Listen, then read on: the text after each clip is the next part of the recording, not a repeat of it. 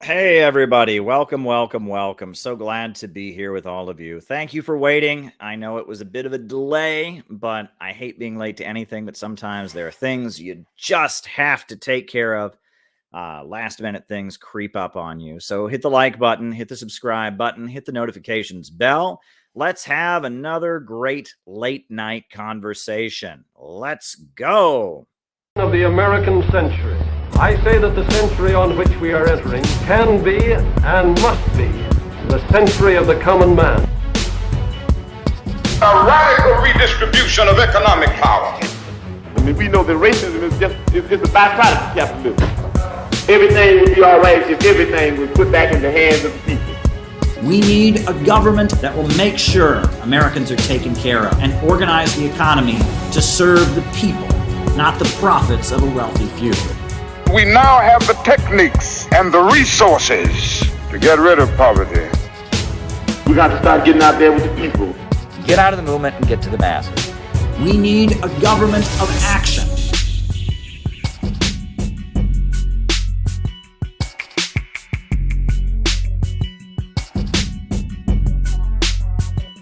Welcome, everybody. So glad to be here tonight. So hit the like button, hit the subscribe button, hit the notifications bell.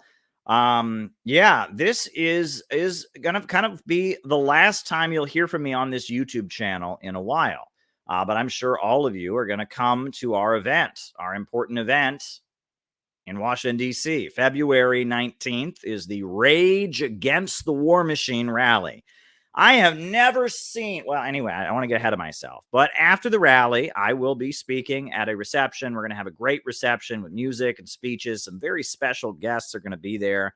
The amount of people that are going to be there, it's going to be quite an all-star event. I'll just tell you that much. We're going to be having a great reception at a nearby hotel. People ask me questions about all kinds of things, don't they? We're going to have a great reception.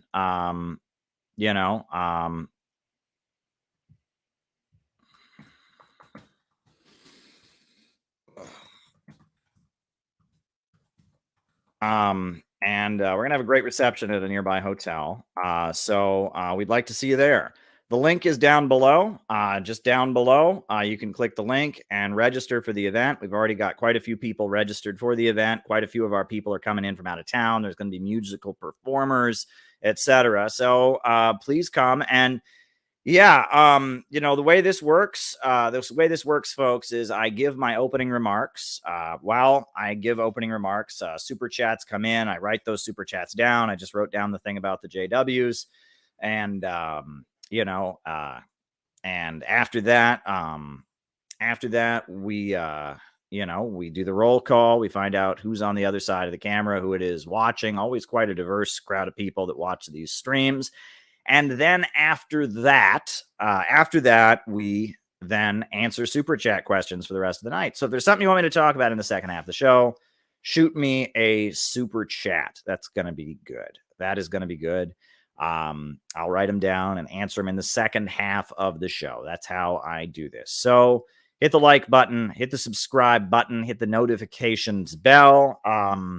Tweet this out, invite your friends to come join us. I guess I'll just jump into my opening remarks. Folks, this is going to be the last time you're going to hear from me.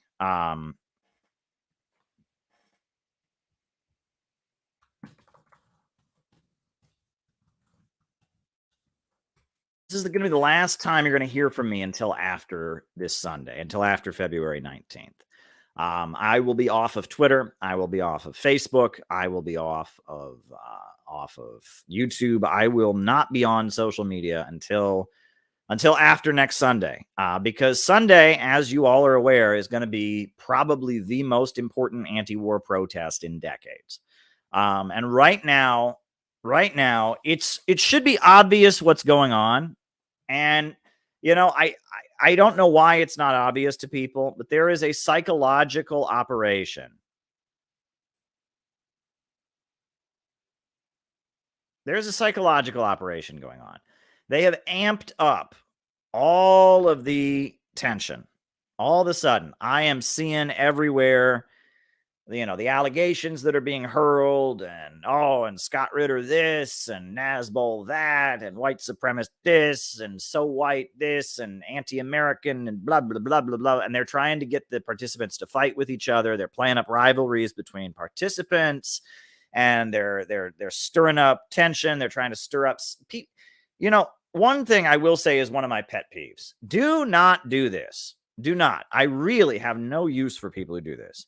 People who jump on here, hey, Caleb, did you hear what Haas just said? Oh, hey, Caleb, did you hear what Hinkle just said? And then they jump on with Hinkle. Hey, Hinkle, did you hear what Caleb just said? Hey, and trying to stir up divisions. It's this really childish thing. I used to see people do this in real life, like when I was in elementary school, as they would go to somebody, did you hear what Joe said about you? And then they go over to, did you hear, Joe, did you hear what so-and-so? And they sit back and they watch the fighting. It's fun. It's a dumb thing to do.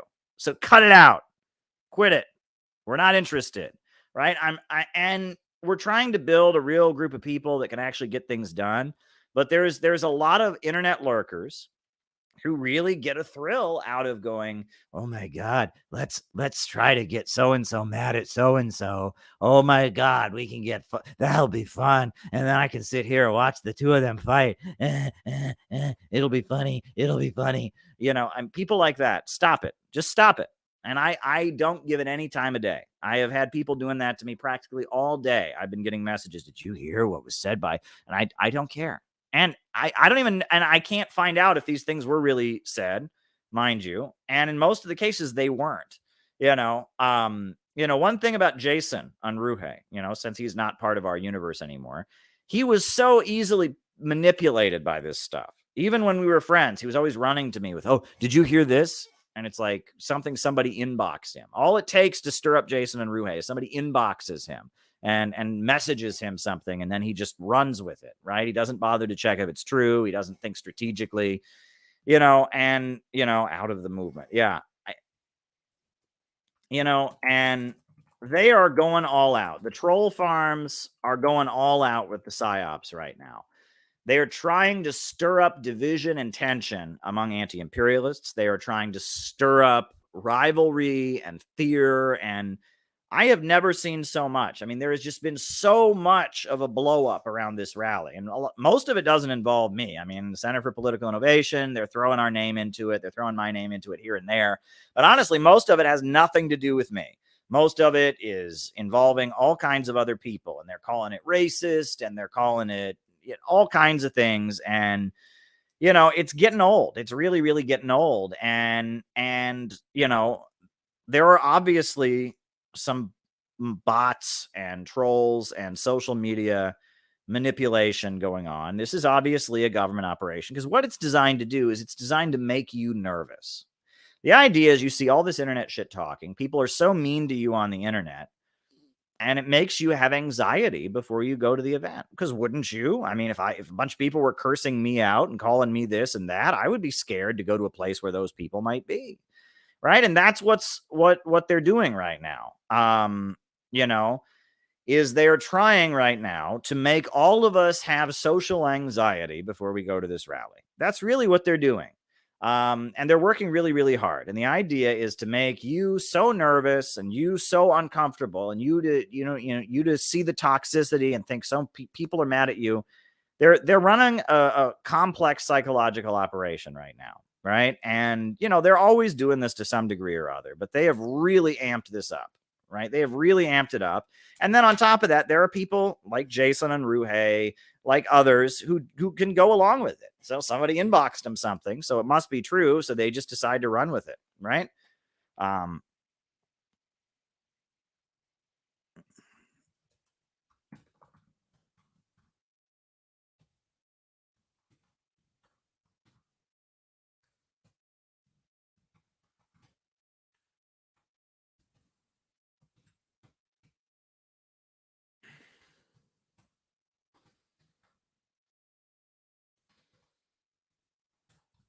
And that's the case. And we just have to learn to say, no, we're not going to do this. Right.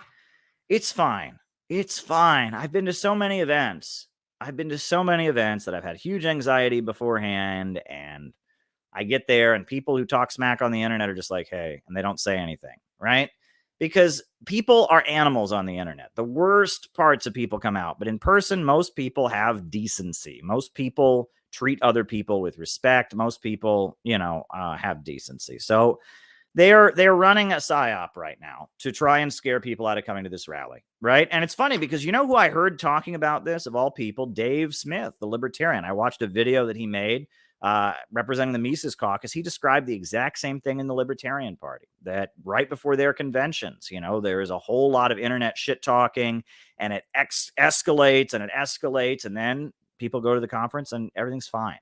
Right. And, and that the government is involved in this to some degree or other. They have troll farms and they really don't want this rally to happen. I mean, they have gone all out to try and scare everyone out of this rally. I mean, you would think that this is nothing, but this is like, I mean, the way people are talking about it is awful. So they're really, really trying to scare people out of coming to this event. So that's why it's important that we go. And once you go and you see that it's not, a shit show, you're going to feel better. Honestly, you're going to feel relieved and you're going to feel better. And I hope that afterwards you come by the hotel nearby where we're having our evening event, where there's going to be food and music, and it's going to be a fun, relaxed atmosphere. I'm hoping that you're going to do that. But because of the psyops that are now taking place, because of what's going on, and because I have a lot on my plate with this event and with our conference coming up in March, I'm going to be off social media until next week. I am not going to be on Twitter. I'm not going to be on Facebook, and I'm not going to be on YouTube because it's just so toxic. And, the algorithms are already just set up to make people fight with each other. And I will say also, we're doing something different. We at Center for Political Innovation, we're not building a social media entertainment thing. We are building an in real life community. We have real meetups and real gatherings, real friendships take place, it's a real community. It's not a bunch of people on the internet. It's not internet performance art. It's a real community. So we're doing something different. And if you want to come see what we do and maybe be part of what we do, come to our event, register. Love to see you there. If you don't want to come, that's fine. You don't have to. No pressure for you to come. But I really would urge people. This reaction proves the rally is correct and shows us who our enemies are. Exactly. Because I mean, it's really wacky. I'll just put it that way. There has never been, we had our event in Austin and there was some buzz, but we did our event, it was fine. There's been big anti-war protests in Washington, D.C. before, but this is like, I have never seen anything like this. That shows how important it is that you go. That's how important it is to be there. We're going to have a whole crew of people coming into town, and my goodness, I recently went to New Jersey. Shout out to Liam if you're watching. Love you, Liam. You're a good friend, good comrade. Liam and I went out to New Jersey, and we got all the CPI stuff out of our storage locker, and it's a lot of stuff we got. All kinds of stuff that we use to put on events. We got it out of the storage locker, and oh man, it's crazy, and pretty soon I'll be driving down to DC this weekend with comrades, and and people are going to be meeting up, and people are coming in from different parts of the country, and we're going to have ourselves a pretty nice little shindig, right? You ever hear that? It's like a shindig. We're going to have a shindig, right? That's one of those old expressions. You ever hear shindig? Do people say shindig? When I was a kid, people talked about shindigs. Shindig. Right? What is the meaning? I'm Googling it now. A large, lively party, especially one celebrating something. Yeah. So there you go. A shindig. We are having a shindig. Right? Why is it called a shindig? What is the roots of that word? What is the etymology of shindig? You ever hear shindig before? SHINDIG. What is the origin of shindig? The origin is uncertain. Perhaps it's an alliteration of shindy, or from the Scottish Gaeling shinteg, which means leap and jump. So there you go, right? It's sounds Irish, Scottish, or Gaelic. Shindigs, right? It's interesting. I'm from Ohio, and I guess we talked about shindigs, and, it's interesting, right? Here in New York, people are going to eat something. They say, oh, I'm going to go nosh on this. That's Yiddish, right? I didn't, that's part of the dialect. In Ohio, people talk about shindigs and hoedowns and and I guess here in New York, people nosh on stuff. And when they do something good, they do a mitzvah. And, different parts of the country, different slang from other languages slips into the the dialect, right? That's just how these things work. When I was a kid, we talked about shindigs. We were going to have a get together. There was going to be a shindig. That's what we talked about, a shindig. I guess that's an Irish term, Irish and Gaelic. We're going to have a shindig. So there you go. There we go. But that's how these things work. But it's going to be good. It's going to be good. The other thing is I am sending my new book to the proofreader tonight. Before I go to bed tonight, I am sending my book to the proofreader because I have been over it so many times. The new book that I wrote I'm writing. Well, I wrote it already. I'm just going over it again and again and again. The new book that I wrote, I'm sending it to the proofreader tonight so that it will be available. Print copies will be available at our conference in March. So that's going to be really important also. And, it's exciting. I mean, running an event like this is a really exciting thing. It's really, really exciting to do events like this. It's really thrilling and it's really rewarding, but it can be nerve-wracking sometimes. You have a lot of things you got to take care of. And that's why I think it's best I just take a little bit of a social media cleanse, right? I'd like to figure that out. It'd be really good if, right now we need to be on social media as an organization because that's where we build, that's where we meet new people. But it would be very, very good if, if somehow we could facilitate people getting trained to be revolutionary cadre and doing like a 6-month social media cleanse while they get trained and they just build relationships in our organization, etc. That would be a good thing to do. I hope that eventually we can figure something like that out because social media just rips everything apart. That's what it's really, really good at. It just rips everything apart and it destroys relationships and it puts ugly, gross things at the center of attention. And it mocks and makes you cynical and makes you cynical of everything. Look, every time we do something in real life, there is always a bunch of people in the comments attacking it, right? All these bunch of people that show up and like, oh, this is cringe, this is stupid. And what it's really about is the fact that these people never go outside. These people just sit in their houses all day long, and they want to just sit there and feel like they're better than other people. They want to sit there and feel like, well, all the people who actually do stuff are stupid. And that's really what it's about, right? And I swear some of the bashing of this rally coming up that I'm seeing, some of it I don't even think is about politics. Yeah, the woke left, they're pulling out all the stops about why you can't go to it, right? And they're all doing their thing, right? And the fake left that is competing with it, they're doing their thing. But then also there's an element of some of these people really just, they just don't have the courage to go to a real event. I will never forget how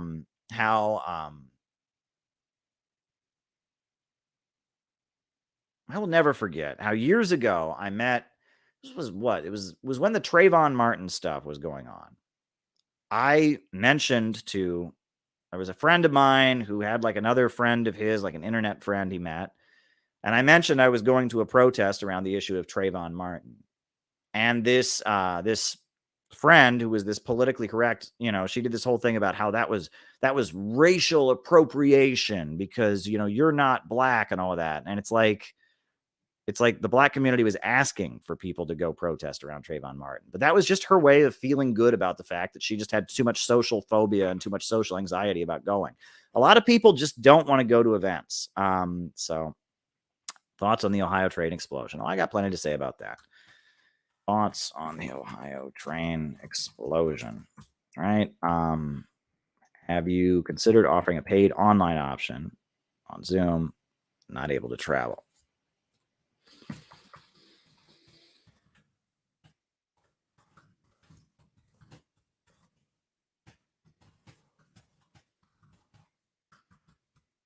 All righty. But yeah, I just I just continue to see this kind of actually doing anything. There's a risk involved when you actually do anything. When you actually join a group with other real people and they're relying on you and you have to deal and resolve with disagreements within your organization and stuff like that. And, there's a level of risk. You might fight with somebody. You might not get what you want. You might have to compromise with the real world. And it's really easy to just be on the internet and pretend to be an internet communist. Really easy to just be on the internet and feel good about yourself because you're right and everyone else is wrong. And the gossip about everybody, and you've got a dossier on every other person and why they're wrong and every wrong thing they've said. And you can just sit there and feel so good about yourself. You can just feel like you are so special. You can pat yourself on the back. I'm right. Everyone else is wrong. I don't have to go do anything. I don't have to actually try to change the world. I can just feel good about myself. But honestly, people who act that way, I don't think they really feel good about themselves. I think that kind of attitude represents a lot of insecurity. Because at the end of the day, if you're alone, sitting at your laptop, and you're right, and everyone else is wrong, you're still alone. And you still don't, the world still isn't changing. And all the things you're mad about in the world, all the injustice that infuriates you is still there. And it's not being affected by your actions in any way. We need real organizations if we're going to change society. We need real communities of solidarity. We absolutely do. And in fact, I was just sending my friend Tyler, I was sending him a quote that I've read from the Communist Manifesto that's really, really important. And this is what Karl Marx wrote. He said, the increasing improvement of machinery, ever more rapidly developing, makes their livelihood more and more precarious. The collisions between the individual workmen and the individual bourgeois take more and more the character of collision between two classes. Thereupon, the workers begin to form combinations against the bourgeoisie. They club together in order to keep up the rate of wages. They found permanent associations in order to make provisions beforehand for these occasional revolts. And here and there, the contest breaks out into riots. And now and then, the workers are victorious, but only for a time. The real fruit of their battle lies not in the immediate result, but in the ever-expanding union of workers. That's from the Communist Manifesto. And what it's saying is that as capitalism breaks down, and as living standards get worse, as machinery replaces workers, as the problem of overproduction leads to economic crises, workers are forced to form combinations, to band together, to recognize their common interest and assert their common interest. Most translations of the Communist Manifesto, when it says combinations, it says in parentheses afterwards, trade unions. I don't think that's accurate. A combination doesn't have to be a trade union. Could be an unemployment association. Could be a social organization. Right? Could be a church. It could be all kinds of different things. But yes, when people are suffering, they tend to get together, and out of necessity, they form combinations. And then, as Karl Marx explains, the combinations eventually form the basis of a political party. They begin to make demands. And he talks about the 10-hour workday law that was passed in Britain. That was a result of these combinations of workers that were formed. The workers formed their labor unions and their community associations, and their combinations that they formed to take care of each other as the system was crashing all around them eventually took on a political character. This is really important. This is really important stuff. And we're trying to form combinations. And if you're on the internet all by yourself, you're not a combination. You're not a combination. And that events like this can be very moving and powerful. But I think it also scares people. I think a lot of people just get very afraid. They get afraid of the implications of being in a group. They get afraid of what it would mean to trust somebody else. And they have the anxiety. And that anxiety is part of what the bourgeoisie is depending on. They're depending on people, getting scared off by internet drama. And that's what they're afraid of. That's really what they're afraid of, is people getting together and saying, this is what we need, and making demands. That's what they're really, really afraid of. Not to just rag on Jason all night, but one of the first big disagreements I ever had with Jason was after Kshama Sawant won and got elected to the city council in Seattle, right? This was Kshama Sawant, a member of the Socialist Alternative, a Trotskyite. She got elected to the city council in Seattle. And Jason made this video saying, oh, that doesn't mean anything. Oh, she's not a real communist. If she was a real communist, she would go back to India and join the Naxals, and she's a Trotskyist, and they're not real communists, so who cares? And it's like, no, it's actually a big deal that people in a major city, Seattle, voted in big numbers for somebody who's a socialist, a Marxist. That's a really big deal, and yeah, she's politically not where we're at, of course, but it's a really big deal. That's a really, really big deal. And Jason just wrote this off, it was just like, oh, this doesn't mean anything. And I'm just like you can tell that Jason's politics have never been about the real world. They've always been about internet stuff. They've always just been about internet drama and internet arguments and stuff like that.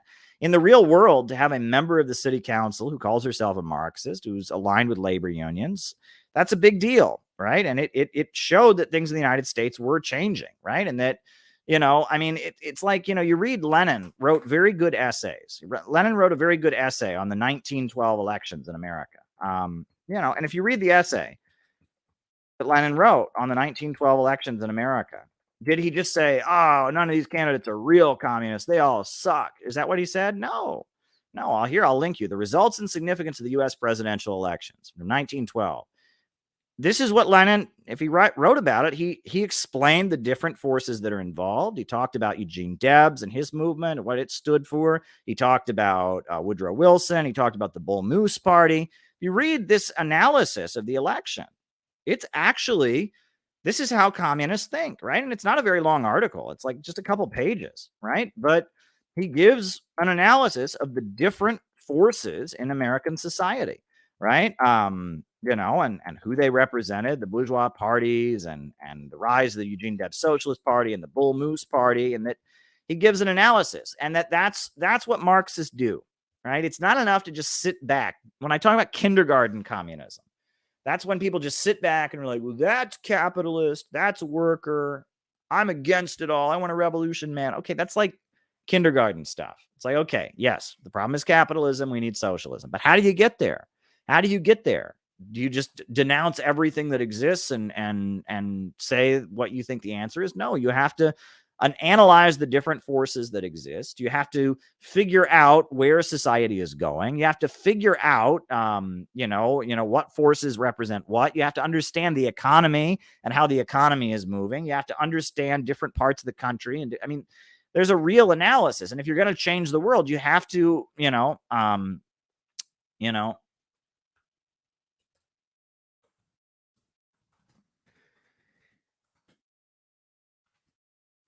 you're going to change the world, you have to think deeper than that, right? And if your whole analysis of Shama Sawant winning the city council seat is she's not a real communist, if that's your whole analysis, you've lost the plot. You're not really doing your job. And that a lot of the people who attack me and, they have their little temper tantrum over an American flag. They don't like American flags. Okay, I get it, and I would obviously, for black nationalists, and I would never promote American flags and demand that they raise one because they're black. They consider themselves to be a separate nation. Black nationalists do, right? That's a different thing. But if we're going to relate to Americans, especially when their country is falling apart and crumbling, we have to communicate that we don't want to make their lives worse.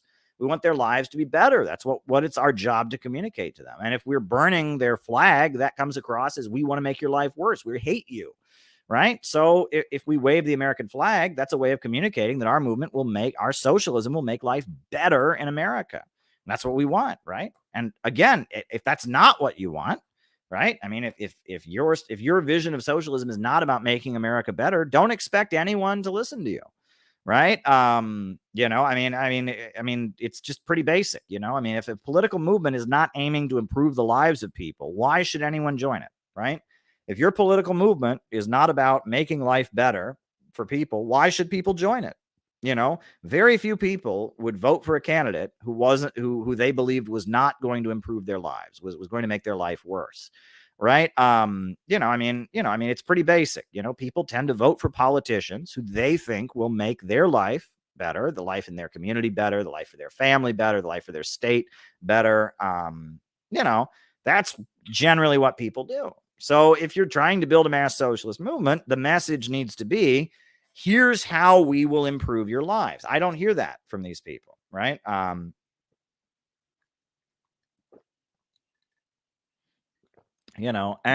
again, I take this seriously.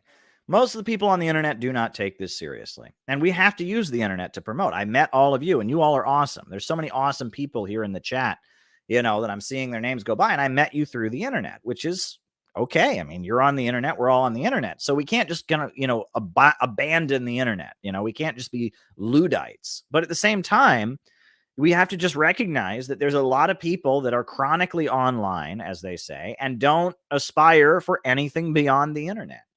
And such people that don't aspire for anything beyond the internet, but are just trying to make more money from getting more likes and shares and such, they're going to do things differently than we do, right? We're trying to build a real organization.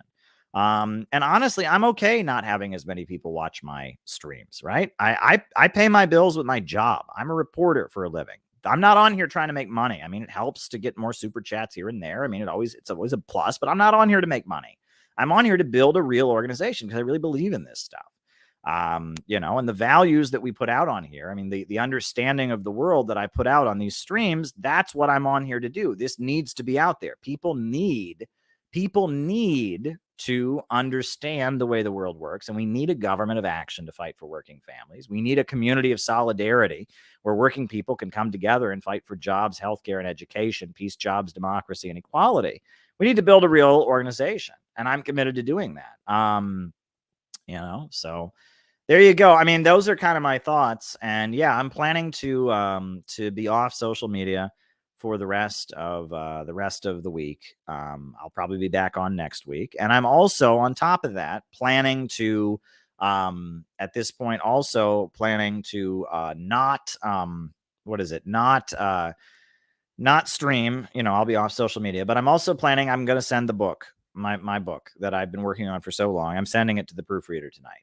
And it's done. I'm just going over different parts of it and making little changes and tweaks and adjustments, but I have to just send it to the proofreader because I can't have this hanging over my head. So, I'm on top of stuff, right? I'm getting stuff done, as they say. I want you all to do it with me. There are some people that are up to the task that are ready to take action, and that's who I want to work with. And then there are some people that are just gonna, trail behind, gesticulating and criticizing, as Mao says, and those people can do that, right? But we're gonna have a great event in DC. Events in person are so much better than events online. There's an intimacy of people coming together and working together. There's a feeling of community. People talk about the rally high. You ever get the rally high? That high from being in a group, and there's the rally high that people get. There you go. There you go. Someone asked, isn't my wife the proofreader? Well, no, my wife is not the proofreader because English is not my wife's first language. So my wife is not the proofreader. No, that's not who the proofreader is. My wife's first language is Spanish. I mean, she speaks English beautifully, but I don't think having her as an English proofreader would be a good move, but there you go. Yeah. No, I do have proofreaders because I cannot proofread my own stuff. I make typos like crazy, and I read over my stuff 6 times and there's still typos I don't see. I have to have an outside proofreader. I learned that. And it's difficult, right? It's very, very difficult. A good proofreader is hard to find, right? But when you find someone who's a good proofreader who knows how to do it, it's really amazing. Really amazing. Some people are very good at proofreading their own stuff, and some people, like me, can't, right? The little details of, I'm always, I make a certain type of typo. And that's the thing. After you've worked with a proofreader long enough, right, they learn the type of typos you make and they get better at proofreading your work because we all make different types of typos, right? So there you go. Right. And that's one of the things you learn. I've written a number of books now, and my books are selling. They're on the internet, and oh yeah, by the way, I just love this. This is the allegation, right? And I mean, I think I even have a screenshot of it. Yeah, I have a screenshot. I'm going to show this to you. Right. I'm going to show this to folks because this is just beautiful, right? Because why not? Right. We're just on here. We're just on the internet talking about chronically online stuff before I get off the internet for a few days. But, we have a really important in real life event. And since we're having fun at the expense of chronically online people, and since, we're laughing at the haters here tonight, why the hell not? This is beautiful. This is absolutely beautiful. I think this is awesome. This was referenced in my chat with Fox Green. Let's put it on the screen. This is great. This is Turtle Island Marxist. He considered that my publishing our edition of Socialism, Utopian, and Scientific, he said it was plagiarism. He said, "Are you going to cry now because I called out the most passive form of plagiarism? Adding your own excerpt to already existing books and claiming it as your own seems pretty self-absorbed and plagiaristic." I mean, there you go. I guess, it's funny. I've got quite a few Marxist books here that are published by other people, right? What have I got here? What do we got here? Now we've got, what do we got? We got Class Struggle in France, right? This is from international publishers, right? And it's got an introduction by Frederick Engels. Marx wrote it, but Frederick Engels wrote the introduction. So I guess Frederick Engels plagiarized Marx by writing the introduction to his book, but it gets better. This is amazing. Amazing stuff here, right? Amazing stuff, right? So what is it? We've got the LaRouche organization. They published the writings of Alexander Hamilton, but they wrote a preface at the beginning. So I guess the LaRouche organization plagiarized Alexander Hamilton. I mean, it doesn't get more ridiculous than these people. Like, it's like these people have never read a book before. It's beyond me, right? So we have the Lectures on Fascism by Palmiro Togliatti, the leader of the Italian Communist Party. Well, there's an introduction written by the people who put the book out. There's an introduction explaining how they published it. So it must be plagiarism. How do you find people this stupid who think that, it's not like I claimed I wrote it. Engels wrote it. We published our own edition of a very important Marxist book, and I wrote an introduction to it. That's not plagiarism. It's a public domain work. It's not copyrighted. Amazon made sure of that. We even credited the translator, Edward Ansling.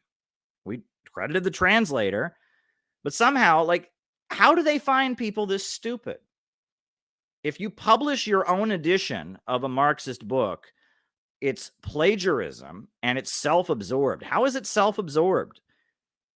Self-absorbed would be never publishing, never making available the writings of somebody else. But we published this edition of Socialism, Utopian, and Scientific because it's one of the most important texts in the history of Marxism, and we want people to read it. That's not self-absorbed. We're saying that somebody else wrote something, and it's so gosh darn important. It's so gosh darn important that we want other people to read it. That's what we're saying. But it's like this is the level of intellectual depth that these people have. What do you do with that? Like, you're not allowed to publish new editions of Marxist classics. You're not allowed to write introductions anymore. This is the level of idiocy that we're dealing with. This is the level of idiocy that we're dealing with. And, I don't know. I mean, when people are like that and, the NIV Bible is plagiarism of the King James Bible. I mean, it's like, this is dumb. This is like, and it's like, and there's never any apology afterwards. There's never any, oops, we messed up. It's always just, they just continue their harassment, right? Publishing other people's books is the least self-absorbed thing you can do. I mean, it's so ridiculous the way these people act. It's like, that's what they think. They don't even understand what plagiarism is.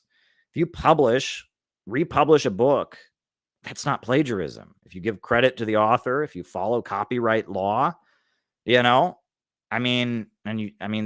just standard. Publishing houses do this all the time. They do this all the time. Look, I've got Rosa Luxemburg Speaks. Right here, published by Pathfinder Press, right? That's the Trotskyite publishing house, Introduction by Mary Alice Waters. Is this plagiarism? Of course not. Of course not. They published their own edition of the book. Like, what is wrong with these people? Well, I mean, have they never read a book before? And these people want to lecture me about Marxism? And it's like, why can't they just admit they don't know what the hell they're talking about? You know, I mean, they don't know what they're talking about. I mean, if they don't even, I mean, if they're like, oh, you can't publish your own edition of a book. Yes, we can. Yes, we can. Yes, we can. And no, that's not plagiarism. We're not claiming we wrote it. We're giving credit to the original source. It's not copyrighted. I mean, what is wrong with these people? I mean, how do you find people that are this dumb, right? You know, and it's really beyond me, you know. And the other thing that annoys me is you get these people that like to just sit on the fence, right? They like to sit on the fence. They just love to sit on the fence. And they think somehow by sitting on the fence that's like proving how smart they are. You know, Danny Haifong is a great example of this. Now he won't. Now I guess I stand corrected. He's not condemning this rally, but he's not supporting it either. He's just sitting back. He's just sitting back, right? Just sitting back.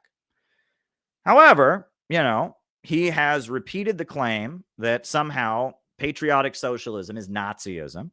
He sees threats of violence being leveled against me all the time. He sees me being labeled a neo-Nazi all the time. And he sees people trying to incite murder and violence against me. And then he just sits back and he says, well, and he says, well, I didn't say that. I just said that, you know, and that's what these people do. They're awful, right? Danny Haifong's an awful person. He's an awful human being. And he's, you know, by playing up the idea that somehow I'm the same as a Nazi, he's trying to set the stage for me to be killed. I mean, that's when you call somebody a Nazi on the internet and you put all over the internet that someone's a Nazi, right? And it's not just hyperbole. Like, you know, when people go out of their way to misrepresent your words and lie about you in order to try and make the case that you're a Nazi, which is what's being done to me by people who don't support Russia, by people who don't support China, by people who don't support Iran and Venezuela. You know, there has been this concerted campaign from BreadTube that is designed to incite violence against me and to basically make it okay, one, for the government to arrest me, or two, for people to show up and be violent to me, right? We've all seen the punch a Nazi meme about Richard Spencer and all that. That's what they're trying to have done to me. And Danny thinks that's okay because he doesn't like American flags. So he's scum as far as I'm concerned. He's scum, right? You know, Danny could say, he could very easily say, you know, I don't agree with Caleb, but, you know, he's not a Nazi. And the way you guys are inciting violence against him is wrong. He's not a Nazi. He doesn't do that. He doesn't do that because he wants to be cool. He wants to fit in with the people that are trying to incite violence against me. So he's just as bad as they are. And he's actually worse because he knows better. Right? The people trying to incite violence against me are just dumb. They don't understand. They think, yeah, Russia's like a Nazi country. And Caleb supports Russia, so he must be a Nazi. But Danny knows that's not true. But he wants to get cred. He doesn't want to dirty his hands by sticking up for the truth. And so he repeats, oh yeah, patriotic socialism makes you a Nazi. Yeah, that's true. And he knows it's not true. He knows I'm not a white supremacist. He knows I'm not a Nazi. But he goes along with people who say it is. He doesn't directly say it himself, but he plays into it. He says patriotic socialism is Nazism. He panders to the people that are trying to murder me and trying to murder our organization. He supports them. So I have no respect for him. You know what I mean? And he won't even defend this rally. You know, this rally is happening. This big demonstration is happening. He doesn't even have the courage to support it. He doesn't have the courage to condemn it either. But he just wants to sit there and he's a grifter. He just wants to do an internet grift. It's about getting people to watch his stuff, getting people to hit like, and he doesn't actually want to build a real organization. He's just trying to get people to watch him and pay him more money on Patreon and get more hits and views. He's not trying to build a real organization. We need a real organization if we're going to save this country.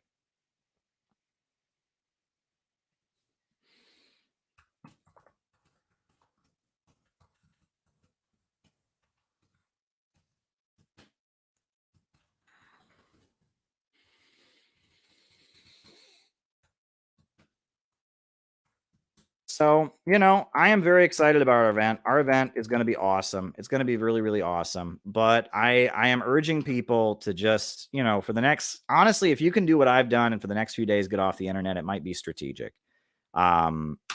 It might be strategic. I mean, that's what I'm doing. I can't be on the internet at this point. Today was just so awful. I was just seeing so much crap, and it just put me in such a bad mood. And I've got so much on my plate.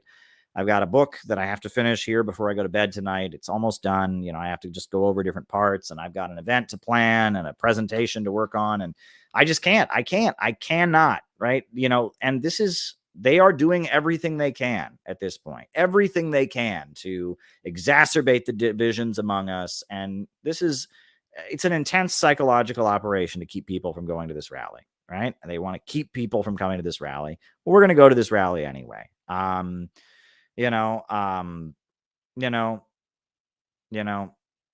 that's really all there is to it. And so I guess that's really all I wanted to say in my opening remarks. If you want to send me an email, I'm available via email.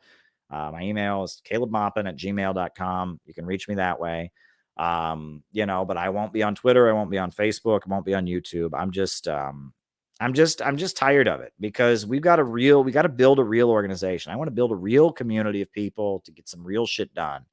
And I really just don't have time for people on the internet acting a fool, because that's what they're doing. They're acting a fool. The internet is a big problem at this point. I mean, it's good. I'm on here now talking to all of you, and we need to be on social media. We can't just give it up. We can't be Luddites, but I'm just, I'm excited to do something in real life for once, and not on the internet. So there you go. All right, folks, hit the like button, hit the subscribe button, hit the notifications bell. And I'll call you all out as I see you. Names and locations. Who is with us tonight? Names and locations. I will call you out as I see you. Who's with us? Who is with us? All right. Who is with us?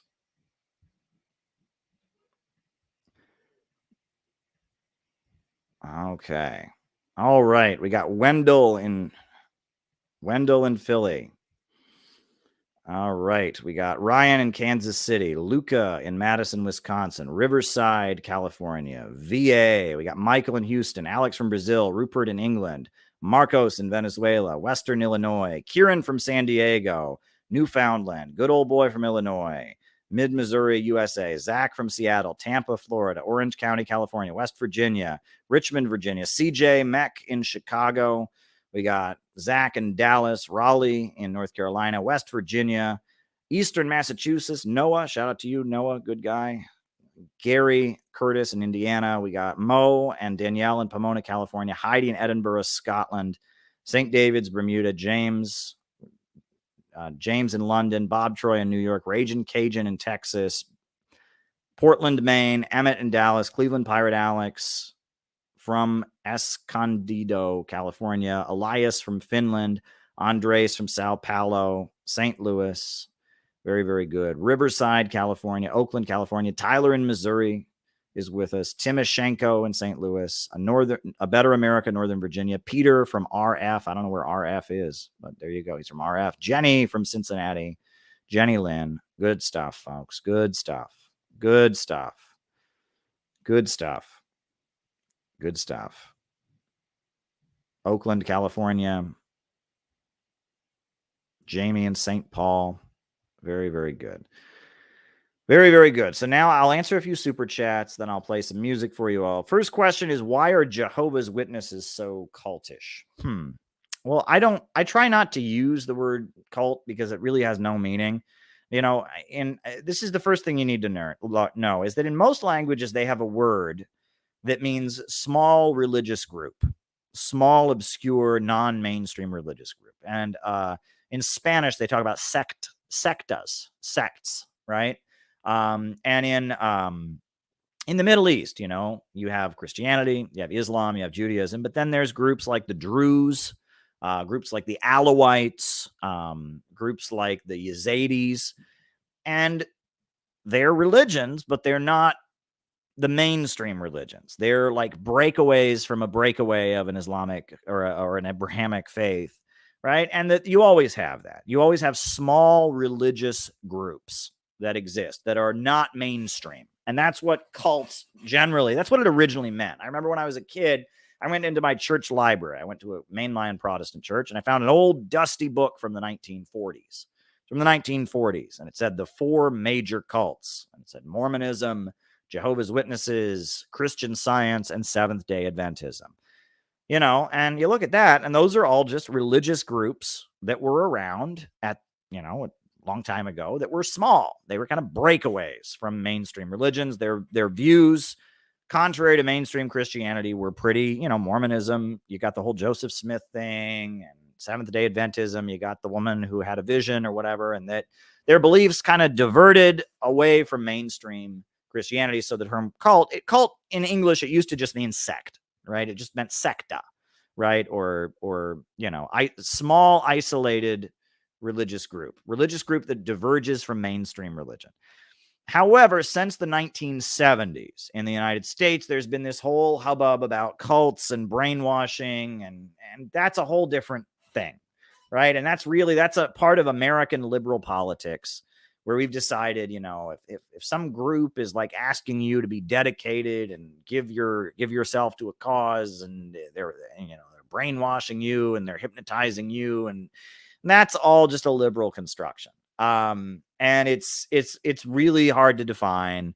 And, you know, the CIA spent years and years trying to figure out how to brainwash people and do mind control, and they realized they really couldn't do it. You know, you read The Poisoner in Chief by Stephen Kinzer, you read The Search for the Manchurian Candidate. The more you dig into that, the more you realize that, you know, yeah, they could get people on drugs, and they could put people on hallucinogens, and they could isolate people and stuff. But at the end of the day, you know, if people really want to believe something, they will believe it, right? And that you can't really control anyone else's mind, right? You can influence people, you can persuade people, but at the end of the day, if someone wants to think one thing, you can't force them to think something else. That's just not the situation, right? You know, however, most people don't give a shit.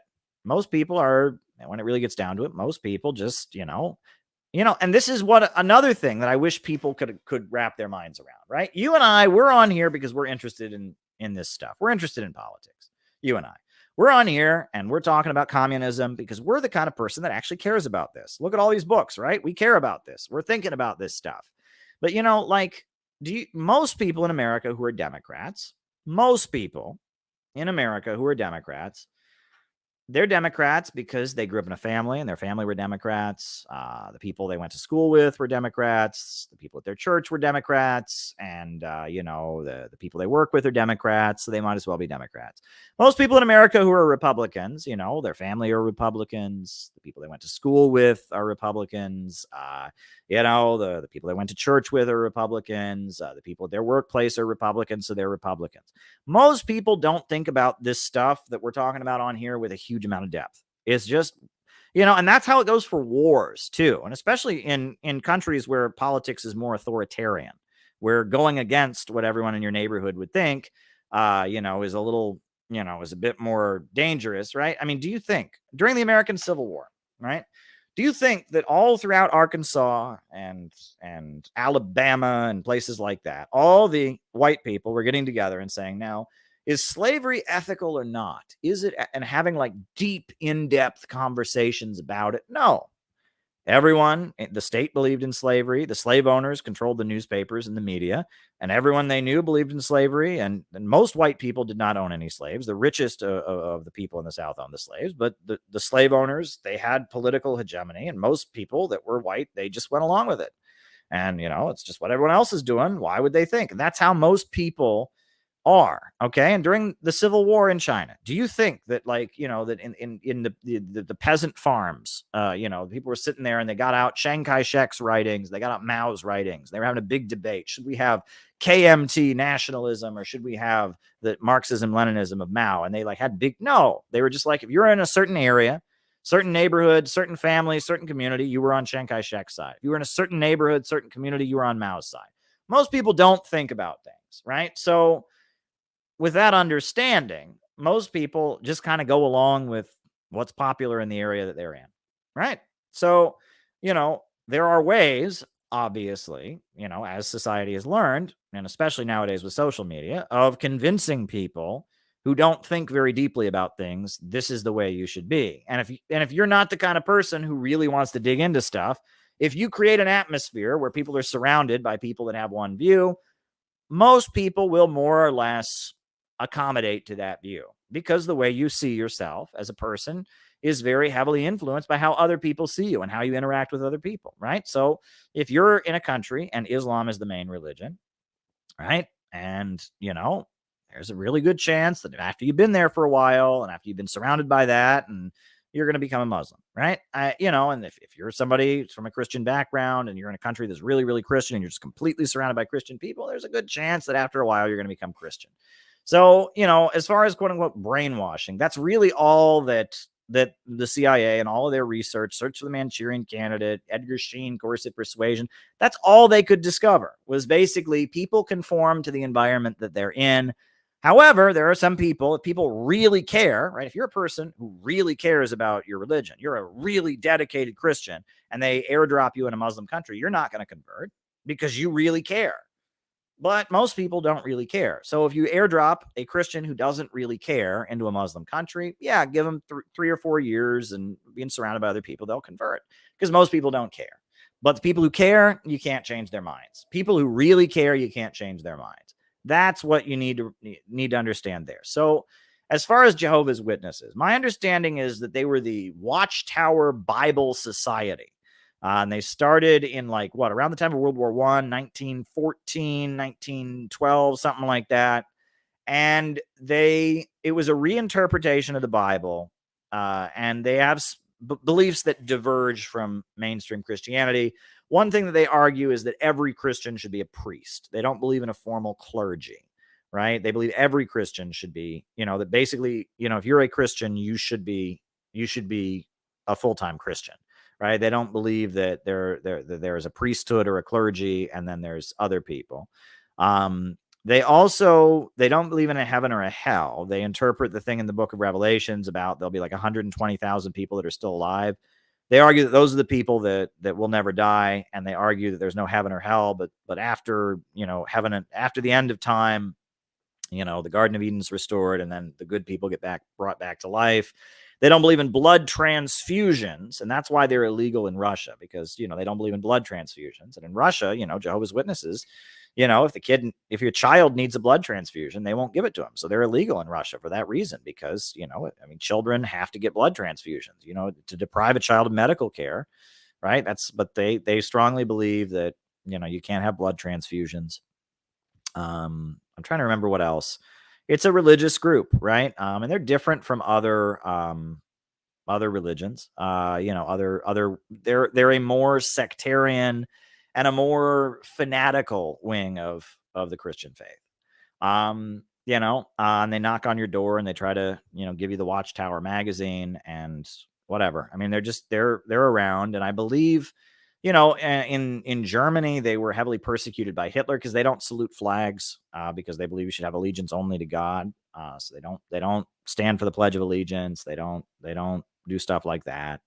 They're a sect. I don't know. I mean, that's what they are. And, just like any other group, there's controversies and divisions within the group. There's, I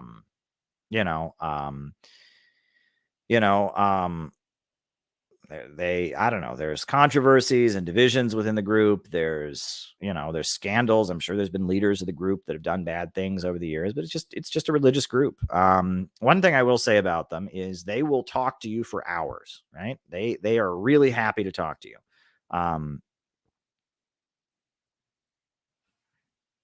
Okay.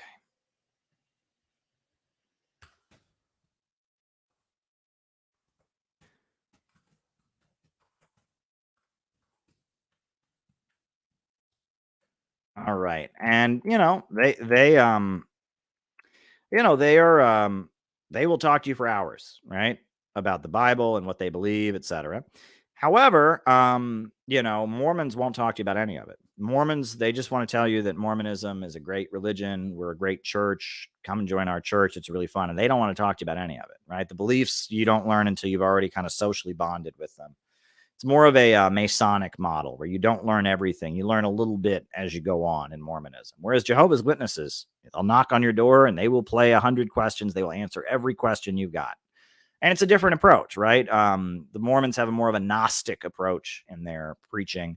Whereas Jehovah's Witnesses, it's more of a, like, they're trying to win you over with intellectual arguments. They want to convince you of what they believe. Whereas Mormons, they just want to they want to win you to join their community, and then gradually they teach you the teaching, right? And those are different approaches, right? And I often have made those comparisons. There are communist groups that will tell you everything, and there are communist groups that won't tell you everything. So there's different approaches, right? But Mormonism, I understand, was heavily influenced by Masonry and the Freemasons, and that's why they do the whole thing where they don't tell you everything. The not telling you everything is a very Masonic or Gnostic approach. All right. Next question. Thoughts on St. Valentine's Day? Well, I don't know. I mean, it's a holiday to celebrate romance. Obviously people have pointed out it's a lot of money for what do you call it? For the candy industry or whatever. But, I mean, it's still good to do things with one's romantic partner. One thing that I feel sympathy for, I feel like a lot of people are lonely on Valentine's Day. It's not good in that way because, if people are single, a lot of people are single and they really wish they had a partner, and Valentine's Day can be a painful day for them, and Valentine's Day could also be a painful day for those who have maybe trouble in their relationships or something, so, my heart goes out to people who maybe this isn't the best day for them. Maybe they're single and they feel lonely. Maybe they lost a loved one died. They recently had a bad breakup, and my heart goes out to you. And I know that this can be not a good holiday for a lot of people. It's a day that a lot of people can feel left out. Happy Single Awareness Day. Yeah, it's a way that, a lot of people can feel left out, and that's not cool. I don't like that, and everyone's life is their own, right? My marriage is my business, not yours. It's not yours. And what goes on between me and my wife, and that's not your business, right? It goes the other way too, which is that I shouldn't share my business. I don't get on here and talk about details of my wife's life and our private marriage. I just don't go there because it's, my wife's not a part of the Center for Political Innovation. She's not involved in this political work. And so I respect her privacy, and she's part of my life in another way. And that's fine. And I feel like it's not just that your privacy should be protected, but I feel like people also have a responsibility to keep their personal life private. Right. If people, people get to be your friend or whatever, it's good, but you don't have to, I mean, there's, sometimes there can be too much PDA, right? They talk about PDA, public display of affection. Not everything has to be public, right? And not everything has to go on the internet either, right? And that sometimes some things are best left unsaid. Some things are best left private, right? And we're increasingly getting toward a world where, unfortunately, it doesn't seem like people have much privacy, right? Everyone seems to know everything about everyone else. And if you're somebody like me and you're on the internet, I mean, my God, you just don't have any privacy.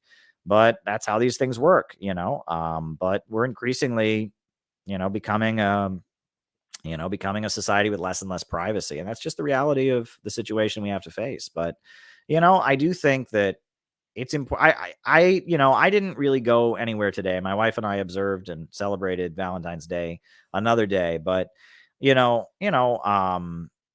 do think it's important that people make a point of not necessarily going over the top with the Valentine's Day. Don't go out of your way to make single people feel lonely. That's not a good thing to do. You don't want to do that, right? You always want to think about other people. And I was single for many years before I got married, right? And there you go. So yeah, that's my thoughts on St. Valentine's Day. There you go. Out of the movement. Absolutely out of the movement. The movement is dead. Vladimir Lenin, when World War I broke out, Vladimir Lenin said that the Second International was a stinking corpse. Well, the response to the confrontation with Russia and the anti-Russian hysteria that we've heard and the insane denunciations of the anti-war protests that are happening on Sunday, the movement is a stinking corpse. Out of the movement to the masses. Out of the movement to the masses. Out of the movement to the masses. Because the movement is a stinking corpse. I mean, the Communist Party, the PSL, the Trotskyite groups, they're dead. Out of the movement to the masses. We want nothing to do with them. We're not interested in pleasing them, because their reaction to this very important anti-war rally has been so over the top and nuts. One thing I said on the radio, I went on Lee Stranahan's radio show on Monday. And one thing I said is, in one of the attacks on the upcoming rally, one of the things that was said was, why didn't they call the organizers of other anti-war protests? Why didn't they call the Answer Coalition first? Like, who do these people think they are? Are they the park police? Are they the parks department? Are they the city of Washington, D.C. that you have to get a permit from? Like that is the height of entitlement. Brian Becker thinks that it's just a big offense that these libertarians didn't call him on the phone first and ask his permission to do the rally. Like, that's so ridiculous, right? And that's in the article. Why didn't they call them? Because they don't have to call you, because this is a free country. And I see a lot of this. I remember years ago there were some protests happening at a college, right? There were some protests happening at a college, and it was like one campus communist group was having an event, was having like a protest, and some other campus communists were coming and telling them they couldn't do it. And they're just like, who are you to tell me you can't do that? We can do what we want. Like, these people get it in their head that they have this authority, that they can tell people what to do. And it's like, no, you can't. Right. And I think it was, the woman who wrote the article, the Anti-War So White for Black Agenda Report, like, she was like, why didn't they call us first? That's such a ridiculous thing to say. Like, who are you? Where's the law that says you have to be called? I mean, it's just such a ridiculous, entitled thing, she thinks she's so important, that the fact that Nick Brana and the People's Party and the Libertarian Party didn't call her first to get her permission. Like, oh, Lord, and also, Brian Becker and PSL web accounts all over Twitter. PSL people call people like me Nazis all the time. They call people at Sputnik Radio Nazis. They call people white supremacists. They're constantly smearing people. Why would you call up somebody, and say, oh, somebody who calls you a Nazi, you call them up, and they have said if Brian Becker and PSL wanted to speak at this rally, they'd be allowed to. They would let them in a heartbeat, and I was asked, what if the Answer Coalition wanted to speak? Would you, as Center for Political Innovation, approve that? I said, yes. Yeah, I would. If PSL wanted to speak at this rally, I'd be fine with it. I have no authority to make such a call, obviously. We're just one sponsor of many, but, we're like one, but, we have no authority. I would be fine with that. Right. It's just the entitlement of some people. And this is the movement is a stinking corpse.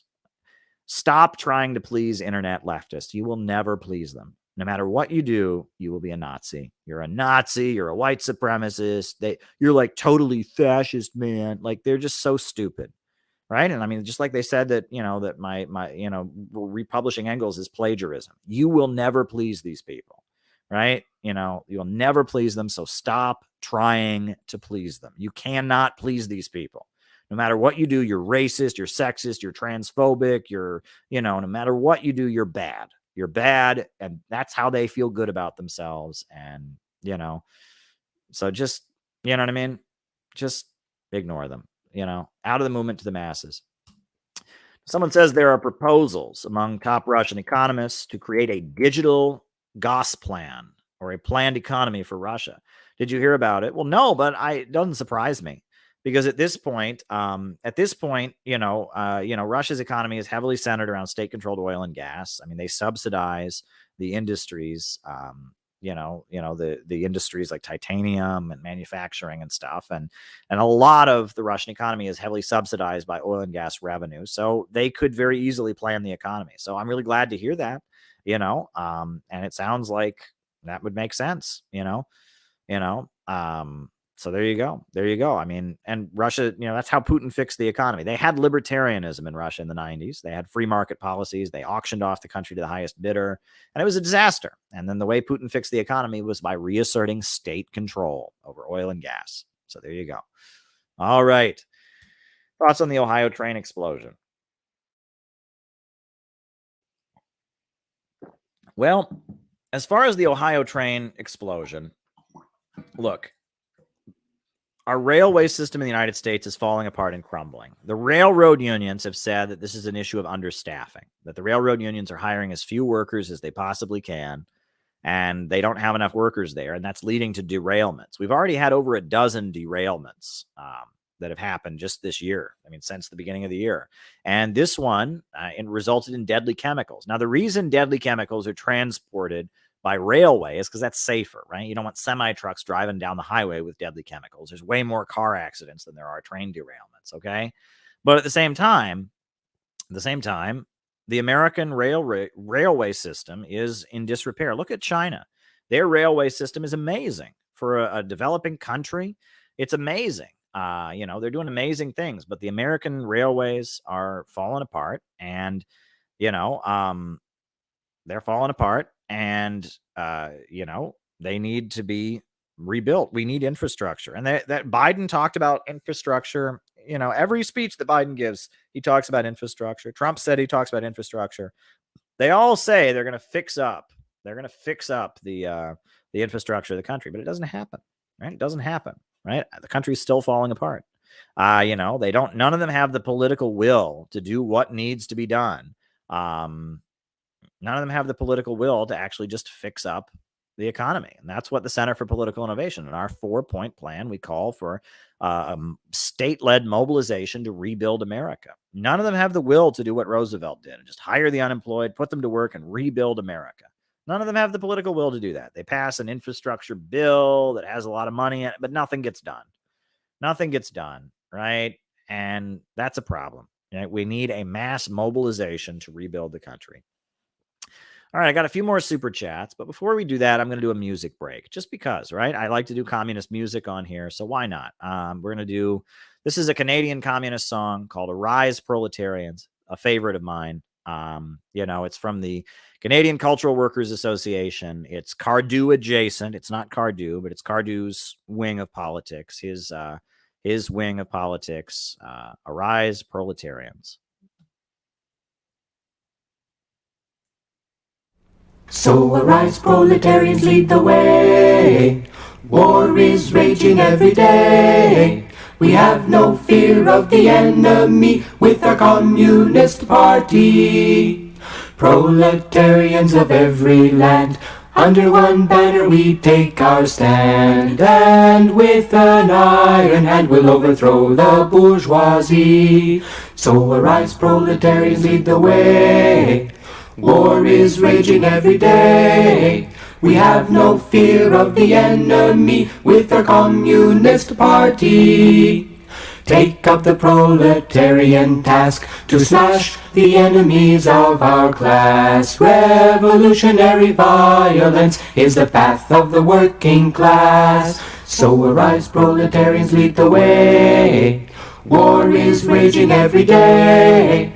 We have no fear of the enemy with our Communist Party. Marx, Engels, great Lenin and Stalin, their immortal work shines bright, urging us on to greater heights to win victory in our fight. So arise, proletarians, lead the way. War is raging every day. We have no fear of the enemy with our Communist Party. Glorious Albania proves to us that liberty is only one when the party leads the way and the people take up the gun. So arise, proletarians, lead the way. War is raging every day. We have no fear of the enemy with our Communist Party.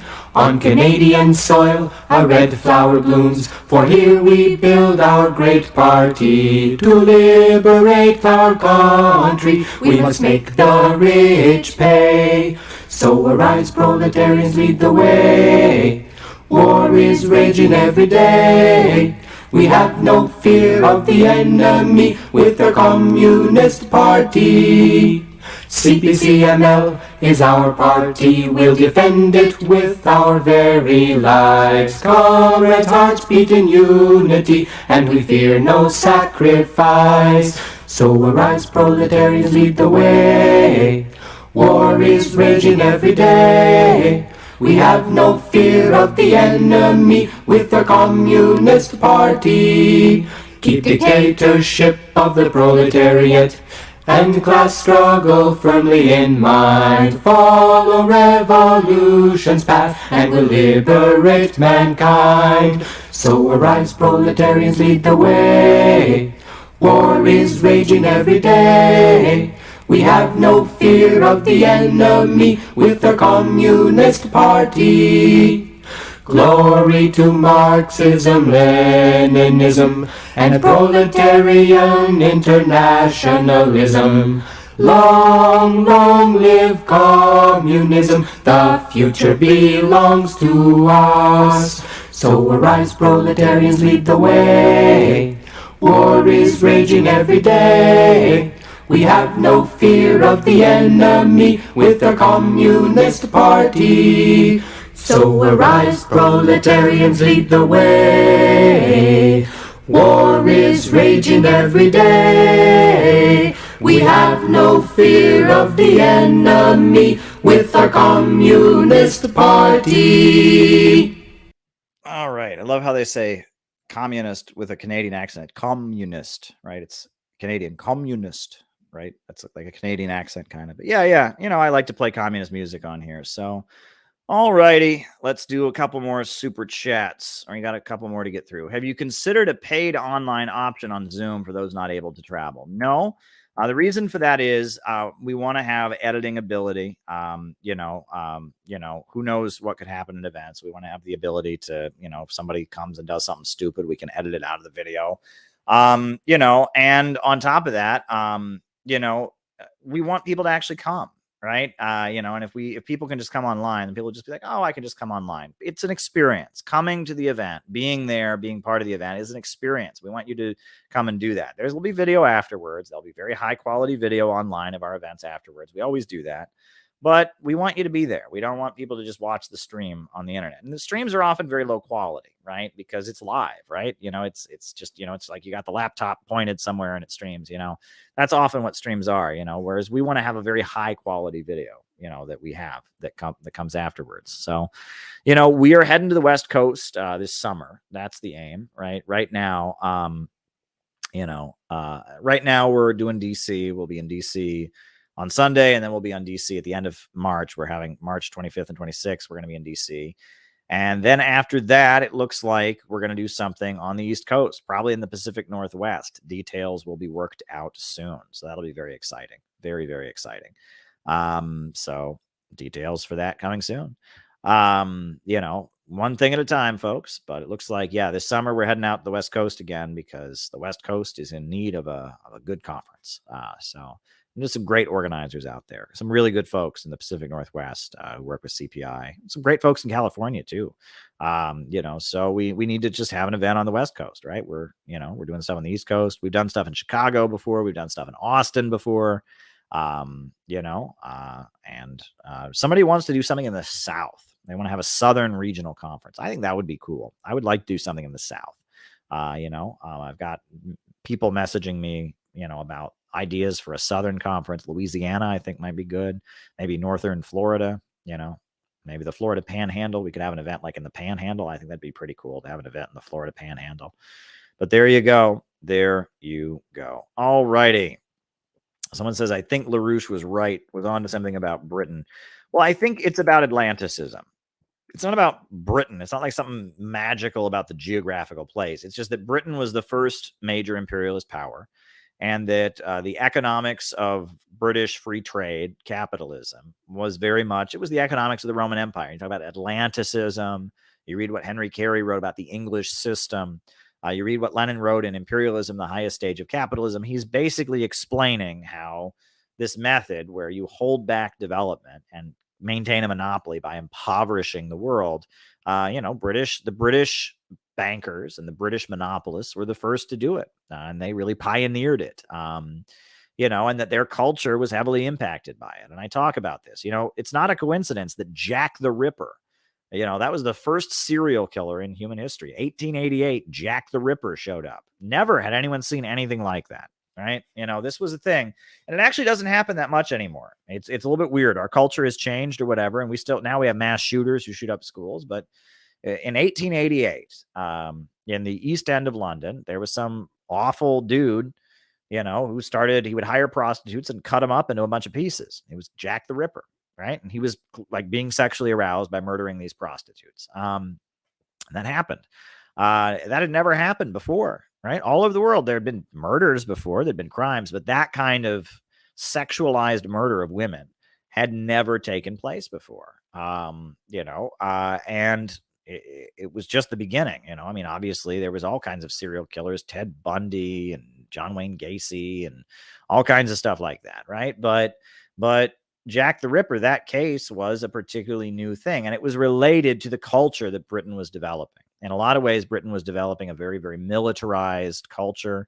Parents were being told not to hug their children. There was a whole lot of sexual repression. There was a big public campaign telling people that if they masturbated, they would lose their minds. And so there was a huge amount of sexual repression. There was a lack of affection in society. And as Britain kind of transitioned to being an imperialist powerhouse, Victorian era, it gave birth to particular mental illnesses, and the Victorian, Anglo societies gave birth to a mental illness that, spawned serial killers. And that had never been seen before. Now, actually now what's interesting is that we don't see serial killers as much. They happen. It happens every so often, but it's really much less common. It used to be like in the 80s, 70s and 80s, all over the world, you would have serial killers. Now we have mass shooters. You didn't used to have that. That used to be very rare, when there would be somebody who would, show up at a public place like a school and just start shooting and killing people. That didn't used to happen. Now that happens all the time. But serial killers don't happen as much, right? So, as society changes, the kind of mental illnesses that society spawns also change. So there you go. That's how these things tend to work. And the details of the Jack the Ripper case are particularly gruesome. And, but then again, these mass shooters, they're particularly gruesome also. What the mass shooters do is not as explicitly sexual in nature. Now, people argue that, some of them are incels, right? And they have this rage at women or whatever. And that there have been a couple that were blatantly incels. And that some people say, well, they're ejaculating when they shoot their guns and stuff. But there's not, the mass shooters, it's not as explicitly sexual. The serial killer thing, that was blatantly sexual. They were murdering women for sexual pleasure. It was horrifying. But there you go. The Jack the Ripper case. But it really changed the world. Never had people ever seen a case like that. This is kind of funny. Jack the Ripper was an incel. I don't know about that. We don't really know who it was. But a lot of people say he had to have been a doctor, because he, the way he extracted organs from these women. I know it's so gross, isn't it? The way he extracted organs from these women had a level of precision. He knew exactly what he was doing. The other thing was that, after the murder happened, thousands and thousands of people wrote letters to the Times of London claiming to be Jack the Ripper. Right. The Times of London, the newspaper, just got an inflow. Thousands and thousands of letters turned up with people describing in detail how they'd actually done it. And they were frauds, but there were so many people that were like turned on by reading about Jack the Ripper's horrendous murders. They wrote these in-depth letters describing in detail how they'd done it. And it showed that while, Jack the Ripper, the guy who actually did it, was very rare, that brand of sexual deviance, where someone would take pleasure in harming, and brutally murdering women, was very widespread in Britain at that time, which is horrendous. It's a horrible thing to think about, right? Something in the culture in Victorian times was spawning that kind of behavior. That's basically what it was, Jenny. It's horrifying. So that was pretty horrible. So then it gets better. Jack the Ripper himself, to prove he was actually Jack the Ripper, he sent body parts. He sent a letter, the infamous From Hell letter, right? And it was signed From Hell, Jack the Ripper. It actually had, the organs of one of the women he'd murdered in it, because Jack the Ripper was jealous that all these people were impersonating him. So, the actual Jack the Ripper was angry that somebody was, all these people were trying to take credit for his crimes. And so he sent an actual body part in the mail, which is just, it's really horrendous. And no one had ever seen, crimes like that. But then they started happening much more frequently. In the 1920s, there was some horrendous cases like that. In the 1930s, there were some horrendous cases like that. Child kidnappers who murder and rape and torture kids, and all kinds of cases like that, started happening. And but now we don't have that. Now we have mass shooters.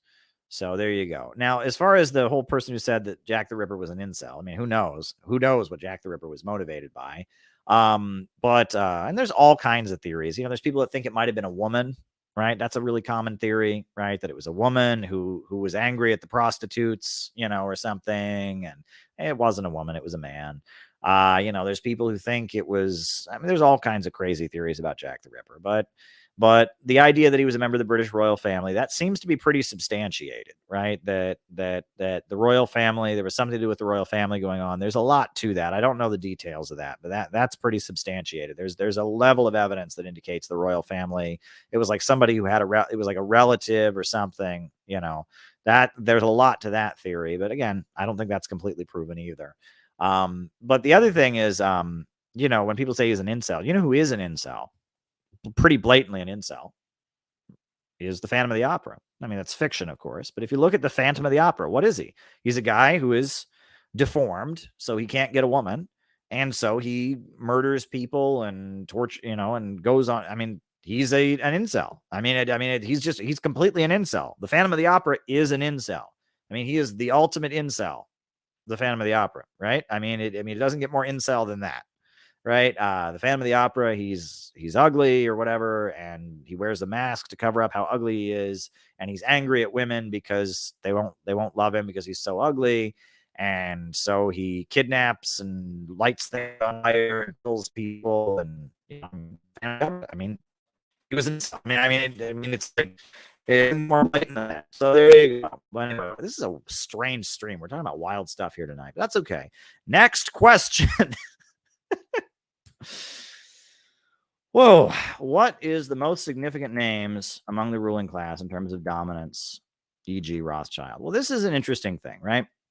So there's a couple books on this very question that I would recommend. This is a book, Ferdinand Lundberg, right? Was a writer, a very famous writer, and he wrote America's 60 Families.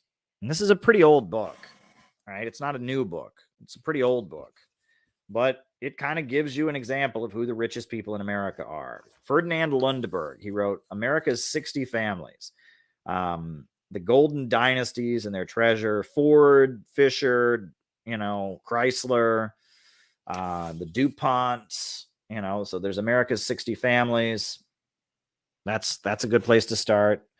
And then the Rockefellers are a very powerful family. I mean, this book I've quoted many times, Rockefeller Syndrome. It's by the same guy, Ferdinand Lundberg. That's a good place to start. But on top of that, you want to know, I mean, the richest people in the United States, they talk about, there are certain names, right? They talk about the Rockefellers, the Mellons, the Morgans, the DuPonts, the Vanderbilts. What else? Who else? The DuPonts, the Morgans, the Mellons, the Rockefellers, the Ford family. Who else? There's old money. That's New England old money, right? That's New England old money. So the Carnegies, yes, very good. Carnegie Steel, they're a very powerful family as well. The Morgenthaus, they're a very wealthy family, right? Henry Morgenthau and the Morgenthau family, that's That's certainly something. The Spencers, I think Spencer, right? Right? That's a particularly powerful family. There are certain dynasties, and what's really interesting is, a lot of times they will give us, and I've made this point many times when I've spoken, is they will give us like a name of the richest person in the world. Bill Gates was the richest person in the world. Well, actually, no. Bill Gates had his money in his own name. That's how that's calculated. How much money do the Rockefellers have? Nobody knows, because it's not all in their own name. It's in so many different elaborate trusts and foundations and shares and and it's like for the ultra rich, we're talking the real ruling class, the ultra rich, the billionaires many times over. Those people, they don't even know how much money they have. They don't know how much money they have. No one can figure it out. And they talk about this in Rockefeller Syndrome by Ferdinand Lundberg. They talk about how in the 70s, they were trying to figure out how much money David Rockefeller had. They couldn't figure it out. It was so elaborate, the amount of wealth and the amount of power and influence he had, it's like they could not figure out how much money he had. Right. So there you go. I mean, that's, when people are that wealthy, and that's why whenever they tell you the name of the richest person in the world, or, they say Jeff Bezos, they don't really know, right? Because the wealth of a lot of people is very elaborately tied up. And that when people are that rich, they never put it all in one place. They're not stupid, right? And that there's a million ways, and they hire people whose job it is to just figure out how to hide their money for them, and how to make it so they don't have to pay as much taxes, and how to, so there you go. But there's a couple books that are good Marxist books on this topic of who are the ruling class, the rich and the ultra rich. That's a book that is widely read. America's 60 Families, Rockefeller Syndrome. These are important things to talk about. So there you go. Right. Vince Copeland, in his book Market Elections, which I quote a lot in my new book, he talks about this a lot, about who are the ruling class, what are their interests.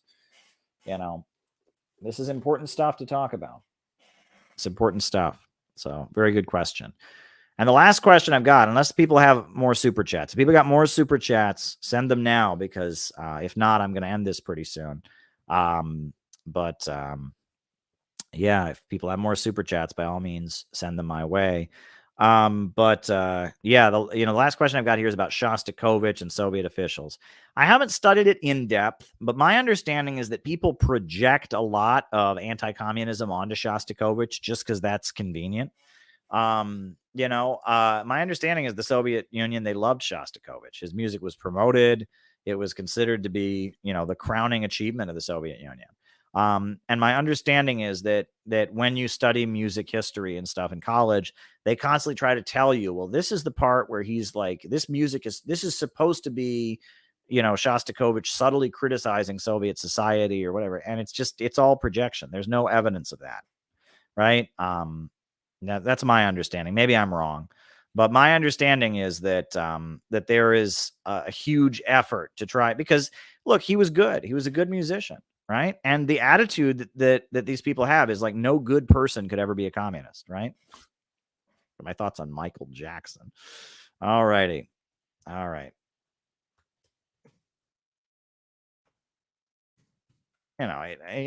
He was a great musician, and the Soviet state facilitated his orchestral music. And, that's one thing they talk about in the Soviet Union, is that the symphony was attended by working people. Average people went to the symphony, and there was classical music and classical art in everyday life in the Soviet Union. And, it's just, people just can't stand, everybody knows communism's bad. So it couldn't possibly be that Shostakovich must have been, performing under the barrel of Stalin's gun. Right. It must have been under threat. He must have hated all, how about, he was just a great composer who lived in Soviet society. The Soviet Union produced a great composer, Shostakovich. What's wrong with that? Why can't that be a fact? Because communism's bad, Caleb. Communism never does anything good. It's evil. Well, okay. All right. That's the way these folks are. It's just like, it's like they do everything from this anti-communist lens. where they have to reinterpret everything that went on in the Soviet Union to somehow be no good or bad. So there you go. All right. And someone asked my thoughts on Michael Jackson were, the first time I ever heard the Jackson 5's recording of ABC, I just could not get it out of my head. Right. It was something about the way the music was, it was, that's good Motown stuff. Right. When he was a kid with the Jackson 5, I always thought it was funny. He had a brother named Tito, and I always wondered if Tito, his older brother, was named after Joseph Brown's Tito. I always wondered that. Tito Jackson, was he named after Tito? This was, the 1970s. Who names their kid Tito? My understanding is, I believe, if I'm not mistaken, Michael Jackson's family were Jehovah's Witnesses. So I don't understand, why they would name their kid Tito. Is Tito just a name? Right. I just, when I heard that, the kid's name was Tito, I thought that's interesting. But Michael Jackson, I never really got into his music. I remember Thriller was, this was all kind of before my time, right? I was a kid in the 90s, when he had kind of, his thing was like more of an 80s kind of thing. I do remember, like, when I was really young, he performed, I think he performed at the Super Bowl or something like that. What do you think about the Grammys, Sam Smith?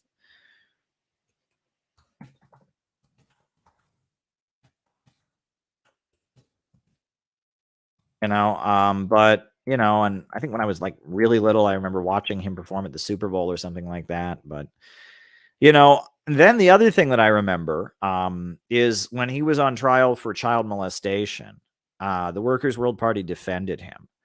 They took the position that he was innocent. And they argued that the government was using anti-trans stereotypes to frame him up. I'm not sure that was the correct position. I think he might have been guilty. I honestly don't know. I think about Michael Jackson now, and I don't know. I don't know what happened. The case there, I don't know what happened. You know what I mean? I don't know what happened, and I look at the details of the case, and I feel like something, I don't know, something might have been off, or I don't know. I don't know. I have honestly no idea what was going on there. And, is it possible this was just a celebrity, or is it possible he actually did some bad stuff? The more details I hear about what went on, I just kind of get, and I just don't want to hear about it. You know what I mean? And I remember when the trial was going on, I didn't want to hear about it. I did not want to hear about it. I just, the more I heard about it, I was just like, ugh, ugh. You know what I mean? It was, ugh, and that's the thing. It's just, there are some things people don't want to hear about, and I just didn't want to hear about it. It was just kind of like, the more I heard about, what was it? Neverland or something. And I'm just like, oh God, it just sounded gross. It just sounded gross. And, is it possible Michael Jackson was this awful, whatever, or is it possible the whole thing was made up? Whatever happened was pretty weird. And that was the thing, is Michael Jackson got weird. And I don't know enough about it. I honestly haven't, I don't know enough about it, but just the way he was in his last years of his life, he came across as a little weird. But you're allowed to be weird. You're allowed to be weird. It's not a crime to be weird. Right. And that was kind of why I think the Workers' World Party was defending him. Right. They thought that the fact that he came across as effeminate, the fact that he seemed gender non-conforming, he had a very high voice, etc., that they argued was why he was being targeted. They were saying that made him guilty of being a child molester, which it doesn't, right? It's just because someone is gender non-conforming obviously doesn't make them a child molester. So, and the fact that was a big part of the people who thought he was guilty in the media were playing up that they thought that he came across that way. You know what I mean? That didn't make him guilty, right? And that this often happens, right? Is that something will happen, an allegation will be made, and then people will point to things that have nothing to do with guilt or innocence to say that the guilt is there, right? And that, it's just like, when you lie, the best lies have a grain of truth in them, right? That's true, right? And so, it's like Michael Jackson, yeah, he came across pretty weird. You know, the way he looked was really weird. Rubbed a lot of people the wrong way. That didn't make him guilty of the crime for which he was charged, right? And there were probably a lot of people that, you know, they said, oh, yeah, that's weird. Well, maybe it's weird, but it doesn't prove he did it. And that's the whole thing about all of this, right? Is that a lot of times people make decisions about people and about guilt or innocence, about if someone's a good person or a bad person, not based on any actual evidence, not based on anything other than like their feelings about things that are not related to things. You know, someone can think wrong, someone can rub you the wrong way, someone can, you know, but that doesn't make them guilty. You know what I mean? That doesn't make them, you know, guilty of whatever anyone else says about them. And that's the scary thing about a lot of this, right? And that's the really scary thing, is that we're getting towards a place where, you know, if you like somebody, they're not guilty of anything. And if you don't like somebody, they're guilty of everything. I mean, that's how it is with me, right? People who like me, you know, they can see things from my perspective. And people who don't like me, doesn't matter. The facts don't matter. And no matter what, you know, they'll, you know, and that's the scary thing about all of this. That's what's so scary about all of this, right? You know, I mean, I think there's an expression, if everyone's guilty of everything, then no one's guilty of anything. Allegations and, you know, stuff like that grows on trees nowadays. Everyone is accused of everything nowadays. Everyone is accused of everything. Everyone's a Nazi. Everyone's a rapist. Everyone's a child molester. Everyone's you know, I mean, it's like no matter, it's like anybody out there immediately. I mean, they come up with all kinds of allegations about people, and a lot of times they're not even based on stuff. And so it's getting to the point that people just say, well, if I like the person, I believe it, or I don't believe it. And that's the sad thing, is that these are serious allegations, right? You know, these are serious allegations, right? I mean, Michael Jackson, if he molested children, that's a serious thing. That's not a thing you throw around lightly. That's a very serious thing. You know, but, you know, or being a Nazi, being an actual admirer of Hitler, who thinks that, you know, that the man who carried out the Holocaust was good, and wanting to cleanse society and build a racially pure state or some shit. That's a serious thing. But now everyone's a Nazi. So if everyone's a Nazi, pretty soon nobody's a Nazi. Right? And that's the thing. It's like, you know, Nazis are Nazis. Rape is rape. Sexual assault is sexual assault.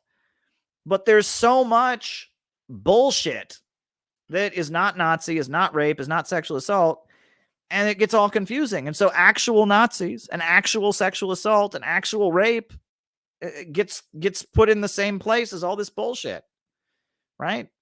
Someone cannot be a Nazi and have views that you don't agree with, have views that are problematic, but they're not a Nazi. But if everyone gets called a Nazi, then actual Nazis fit in.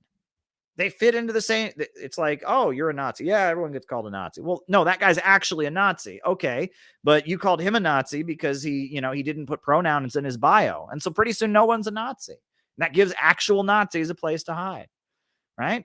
Rape is rape. Pretty clear what rape is. Not much ambiguity about it. We know what rape is.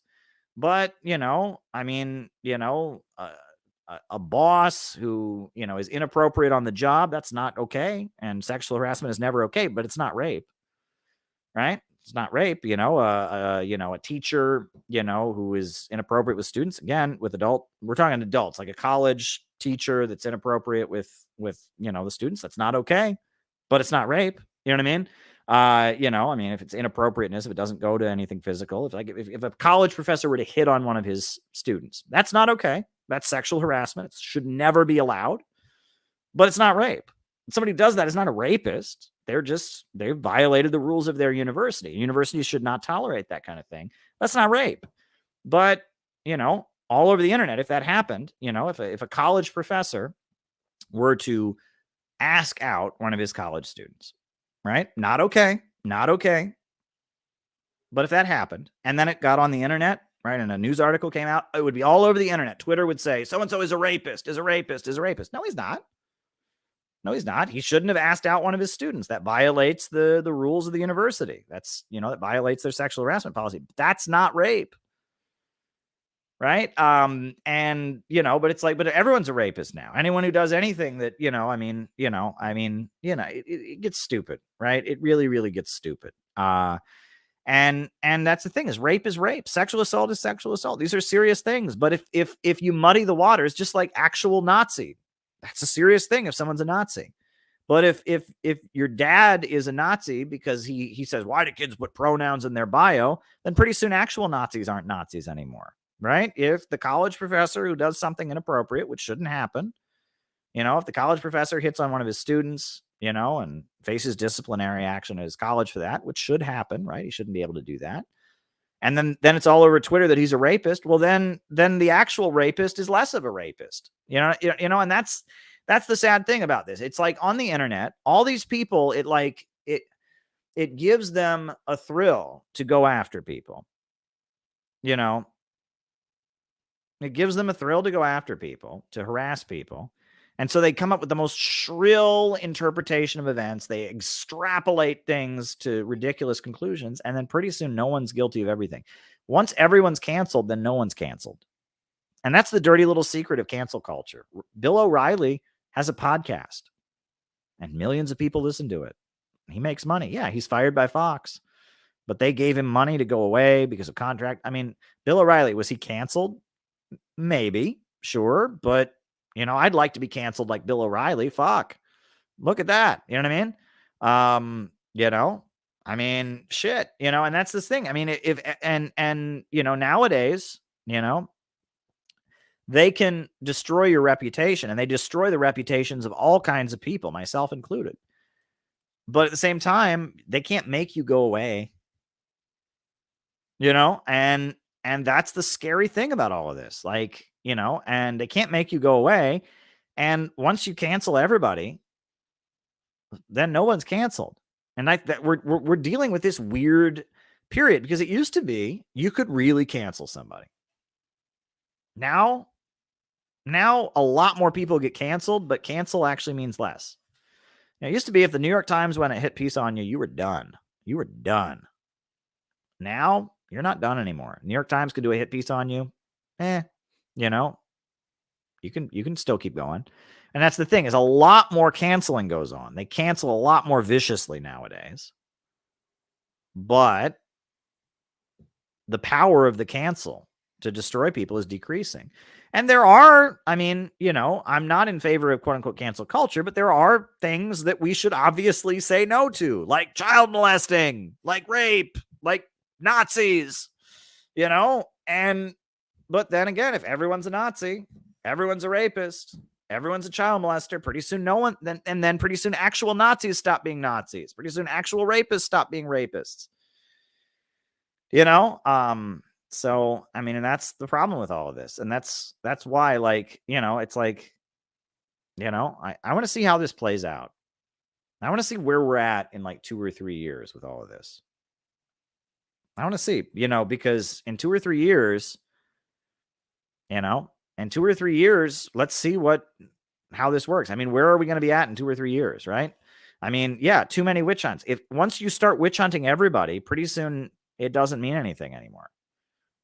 Right. And, and the other thing is it's selective, and that's true, right? It is very clear that, certain people get canceled and certain people get a pass. Right. And that's pretty clear. Right. And that, Biden, look at Biden, right? All these people voted for Biden. Well, Trump is a fascist. It's like, oh, I thought, all these people who were campaigning for Biden, you campaigned for a known sexual predator. I don't see that all over. Every person who campaigned for Biden should be canceled. You campaigned for a known sexual predator, but it doesn't apply that way because he's Biden, right? And that there's clearly a political agenda behind all of this, but every dissident gets targeted. Every dissident gets targeted. Look, I saw what they were doing to James O'Keefe, and it's like, I that's bullshit. James O'Keefe, he didn't deserve it. Yeah. James O'Keefe, He didn't deserve that, right? I mean, it's just like, and it's all just bullshit, right? They're not even accusing him of anything. That's the thing. You can do a cancel now and not accuse anyone of anything. Right? They tried to pull some shit at Jimmy Dore, right? You know, they tried to pull some shit at Jimmy Dore. You look at it, they didn't have anything. And that's the thing. You don't have to have anything. You don't have to have anything nowadays. You don't have to have anything to cancel somebody. Jimmy Dore, they tried to cancel him recently. They didn't have anything. There was nothing there.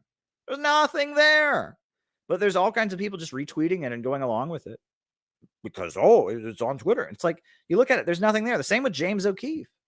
There's nothing there. They don't have anything.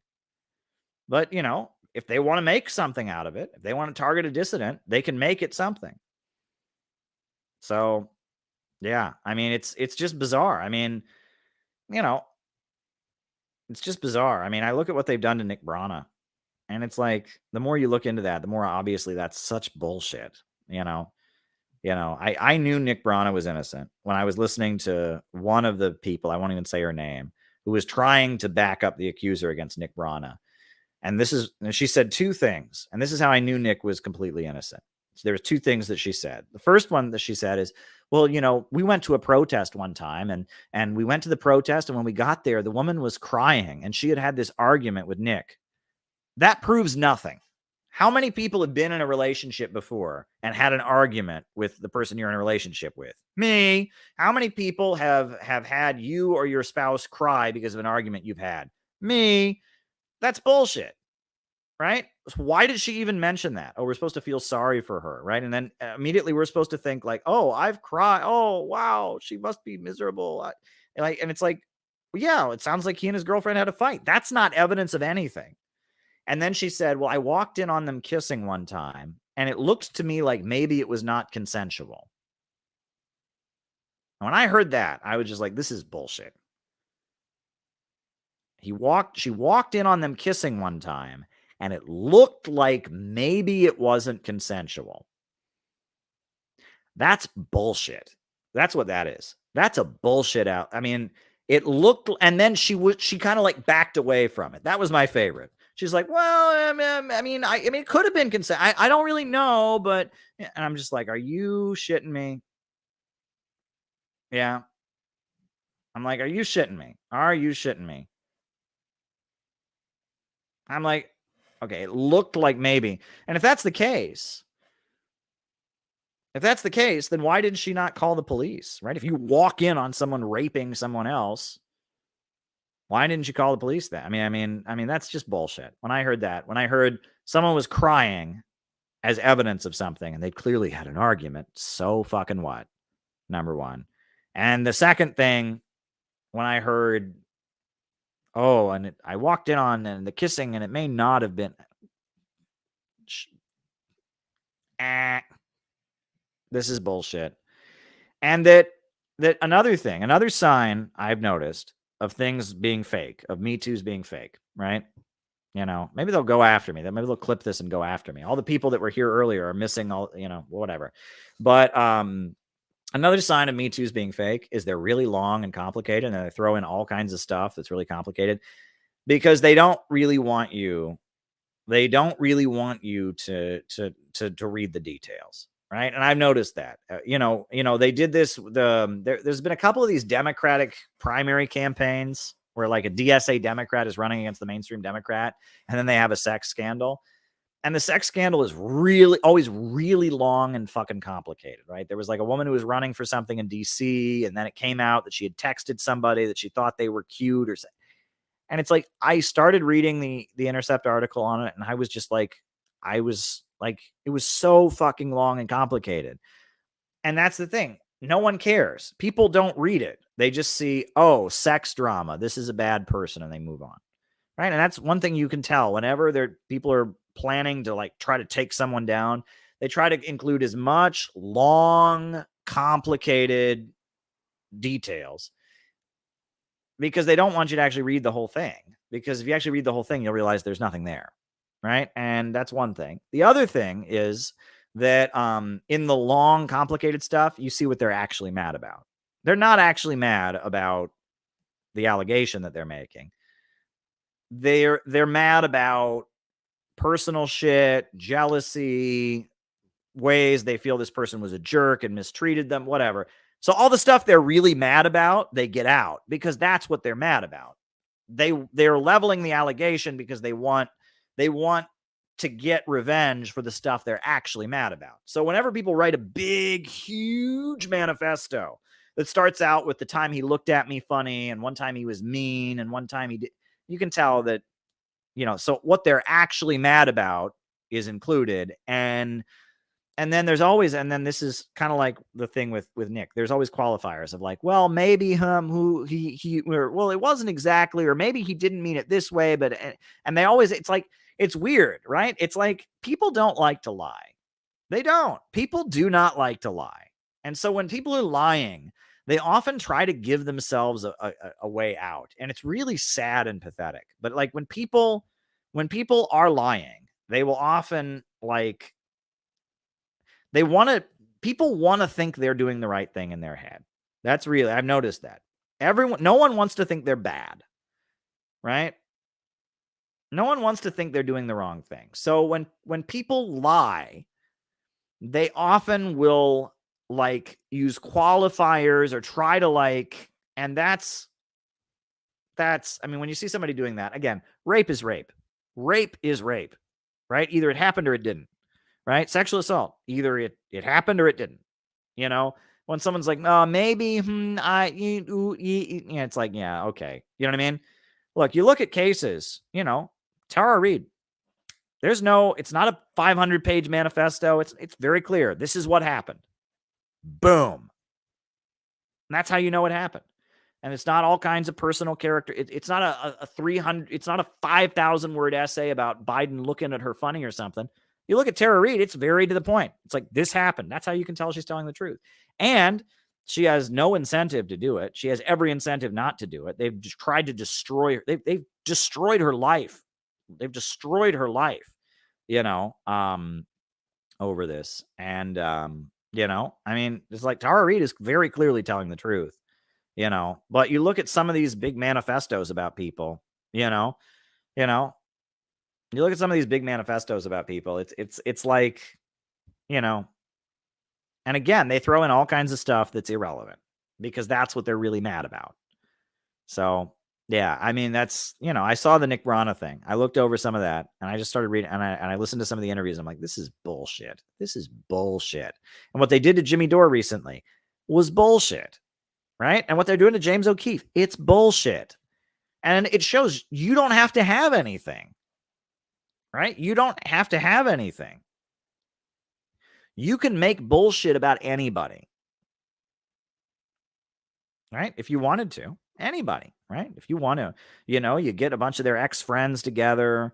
You get a bunch of their ex-friends together, people who don't like them, and you can make bullshit about anybody nowadays. And it doesn't have to mean anything, right? And just make it long and complicated. And, I mean, you can do this to anybody. So, and it's happening to everyone at this point. It's happening to everyone. I mean, and they don't, and in some of these cases, they don't even have much, I mean, James O'Keefe, I don't think they had anything on his sex life, right? They didn't have any sexual stuff on James O'Keefe. They just had, he was mean to me. He's obsessed. He's obsessed with, of course he's obsessed. This is his Project Veritas is his life. Of course he's obsessed. Sorry, he can't be a normie like you. I mean, it's just like, you look at that, right? It's like Jimmy Dore, right? It's like, oh, he makes his employees sign NDAs. Well, you think, geez, with what's going on nowadays, you think Jimmy Dore wants his private personal life all over the internet because someone's mad about something? Of course he makes his employees sign NDAs, come on, I mean, it's just like, good for Jimmy. You know what I mean? That's smart, So,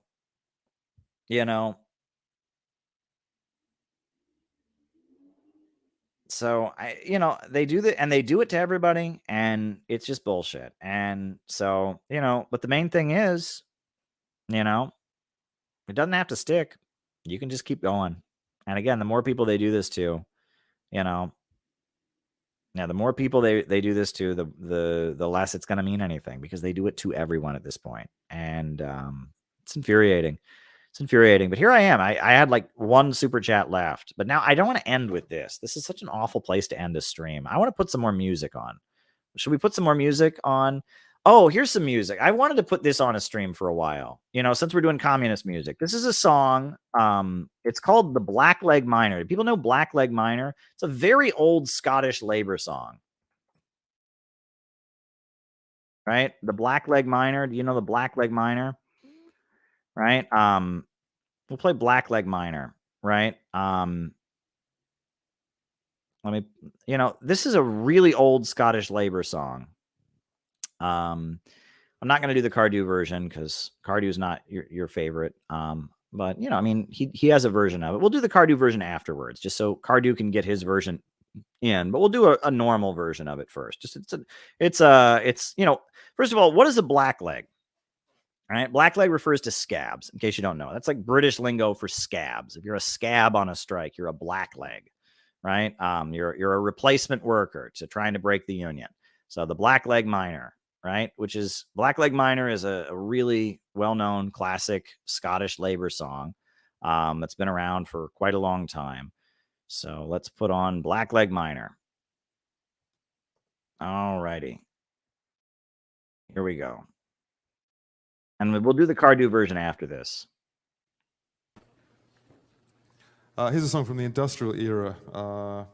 In Britain, that started in 1760, 1770. This song is very hard to date, but the earliest will be maybe 1820, 1830. And it's about strikes and strikebreakers.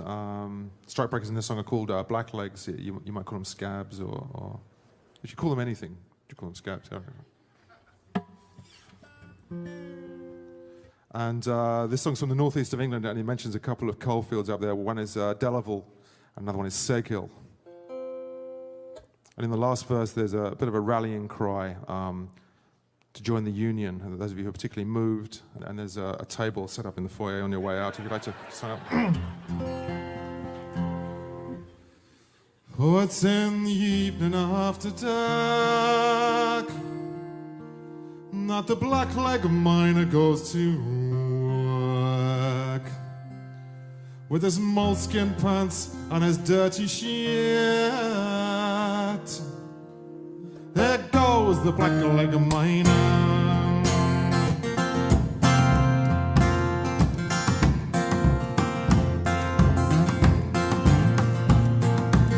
Says pick and down he goes to hew the coal that lies below. There's not a woman in this town row would look at the blackleg miner. It's in the evening after dark. The blackleg miner goes to work with his moleskin pants, his dirty shirt. There goes the blackleg miner.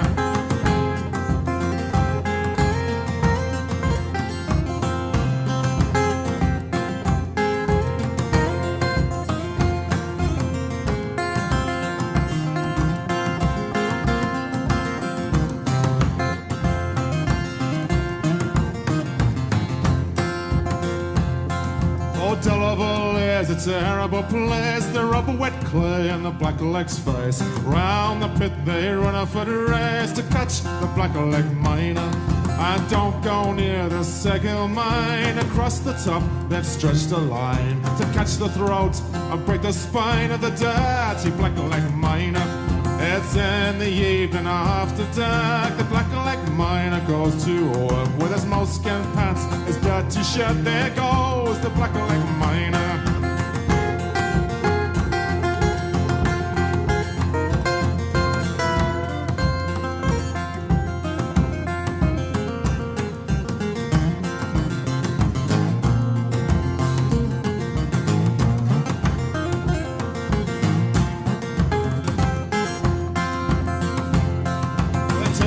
Pick and duds as well, and hurl them down the pit of hell. So off you go, and fare thee well, you dirty blackleg miner. So join the union while you may, but don't wait till you die in the day, but that may not be so far away. You dirty blackleg miner. It's in the evening after dark, the blackleg miner goes to work with his moleskin pants, his dirty shirt. There goes the blackleg miner. It's in the evening after dark, the blackleg miner goes to work. His moleskin pants, his dirty shirt. There goes the blackleg miner.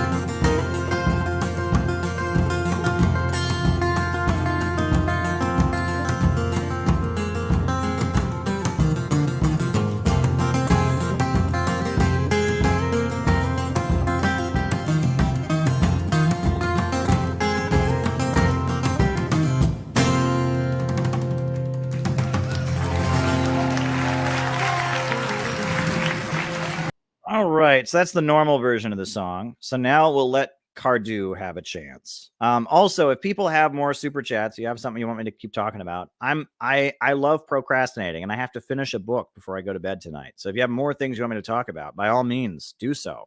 Because I'm going to bed after this. Well, I have to finish the book, and then I can go to bed. So if you want to keep me on here talking, I'm not going to be on. Keep in mind, I will not be streaming until next week. I am taking a complete social media cleanse for the next few days. So there you go. All right, this is our great friend Cornelius Cardew and his version of the Blackleg Miner.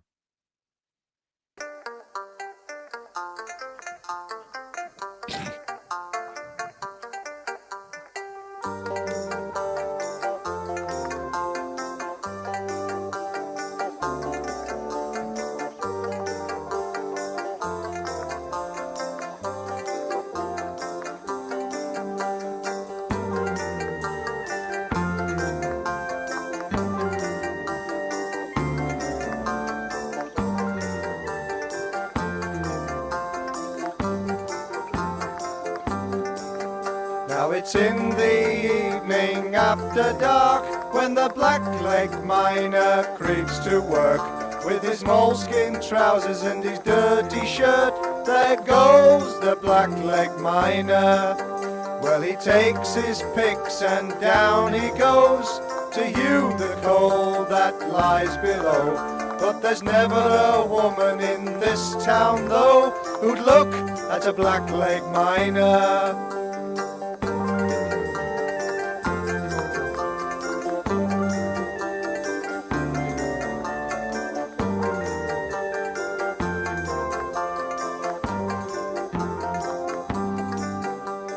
Delaval, it's a terrible place. They rub wet clay in the blackleg's face, and round the pit heap they run a foot race to catch the blackleg miner. Don't go near the Saying Hill mine, but across the way they stretch a line to catch the throat and break the spine of the dirty blackleg miner.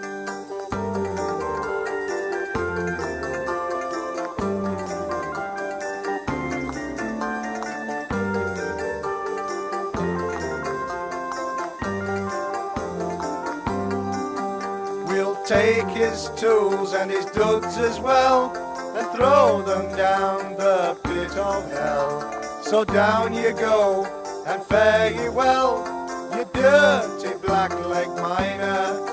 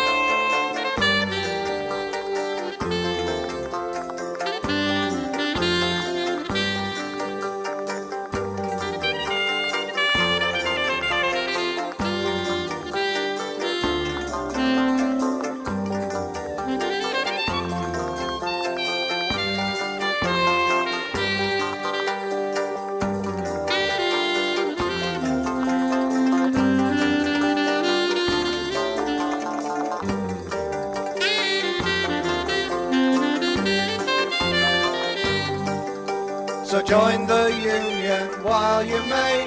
Don't wait till your dying day, for that may not be far away, you dirty blackleg miner. So join the union while you may.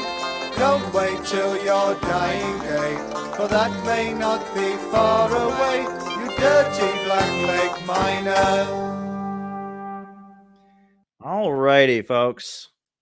Yeah, that's the Blackleg Miner. That's an old Scottish labor song. So I got a couple more super chats. The first one was actually from Gabby. I guess she laughed, but she said, "What do I think of Grammys and Sam Smith?" I have no idea what that is, Gabby. I apologize. I'm just not cultured enough. I don't know about Sam Smith and the Grammys. The next one I've got is, why do leftists hate non-college educated people? Because here's the thing.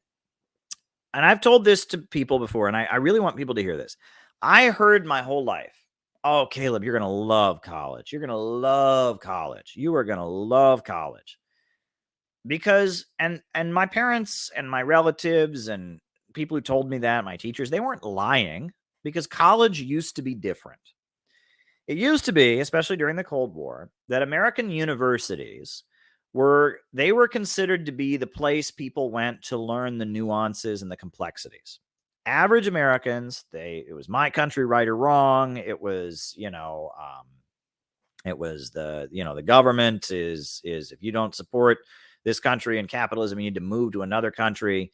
That was how it was. And the universities were this place where people learned to be non-conforming. And they learned to question the ideas, and they were kind of bastions of free thought. They were there to they were seen as there to keep U.S. society on its toes, to ask the tough questions, etc. That was the role of the universities. That is not what universities are anymore. Now that we have a very different economy in the United States, we don't have an industrial working class. The industrial working class has been largely reduced. Instead, we do have a middle class, but competition to get into that middle class is very, very heated. And because of that, they vet people for a place in the middle class.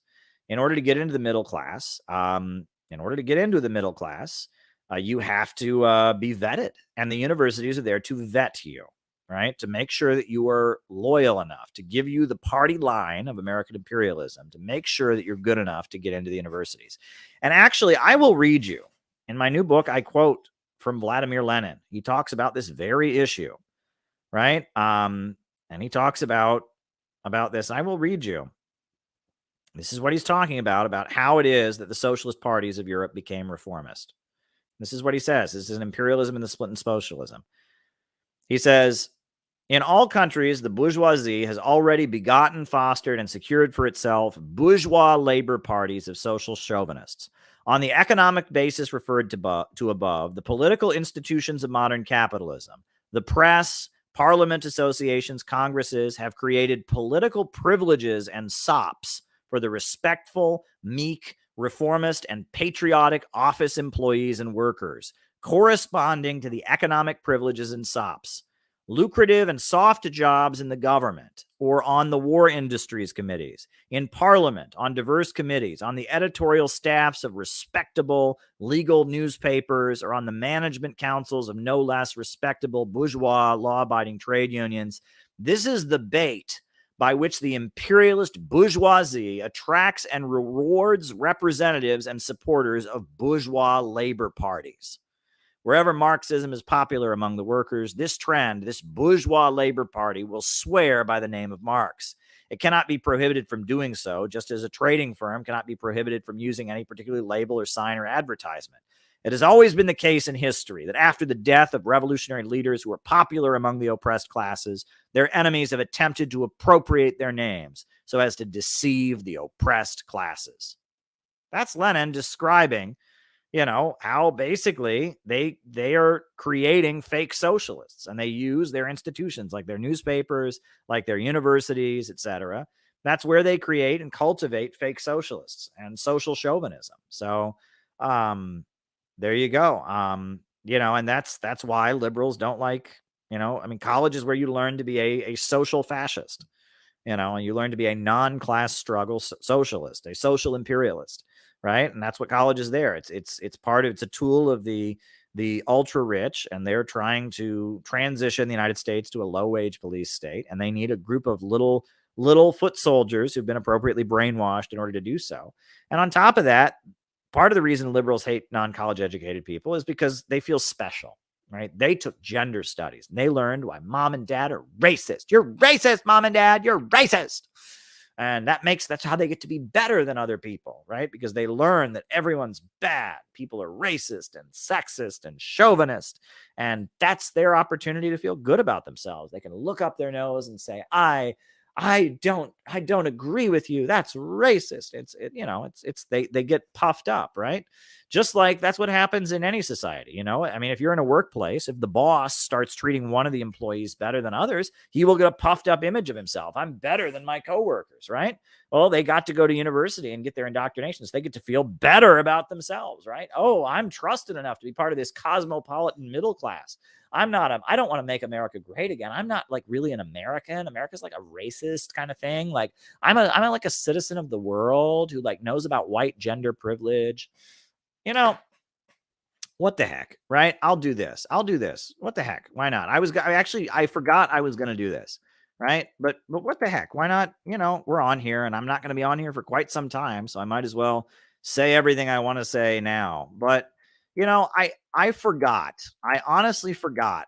I just plumb forgot. I did not realize that I was still subscribed to non-compete. I did not realize that I was still subscribed to non-compete. I wish I wasn't, but I'm still subscribed to non-compete. For some reason, I unsubscribed Luna a long time ago, but I was subscribed to non-compete. So I unsubscribed non-compete. But the way I found out I was still subscribed to non-compete was that he came up in my video in my feed today. I got a non-compete video in my feed. And what I thought was hilarious was I thought it was a video of Luna because the video was Luna, right? The video, it said the thumbnail of the video, it's a short, and it said white racism equals whiteness, and I had a picture of Luna.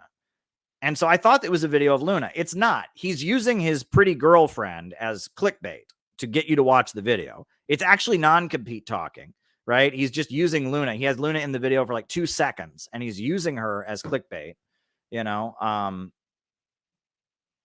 He's using her as clickbait.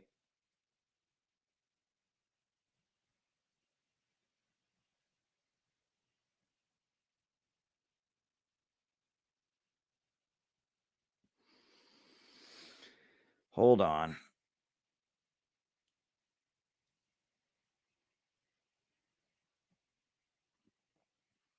He's using her as clickbait.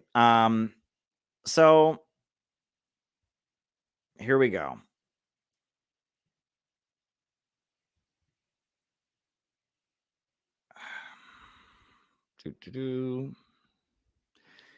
He's using her as clickbait, and this is what the actual video was that came up in my feed. And I watched it, and I'm just like, this is utterly amazing, right? And I'll show it to you. It's a short that non-compete made. This is, yeah. I'll tell you what I think about it after you watch it. I will tell you what I think of it after I watch it. Hold on. Hold on. There we go. All right. And now I will. Here we go.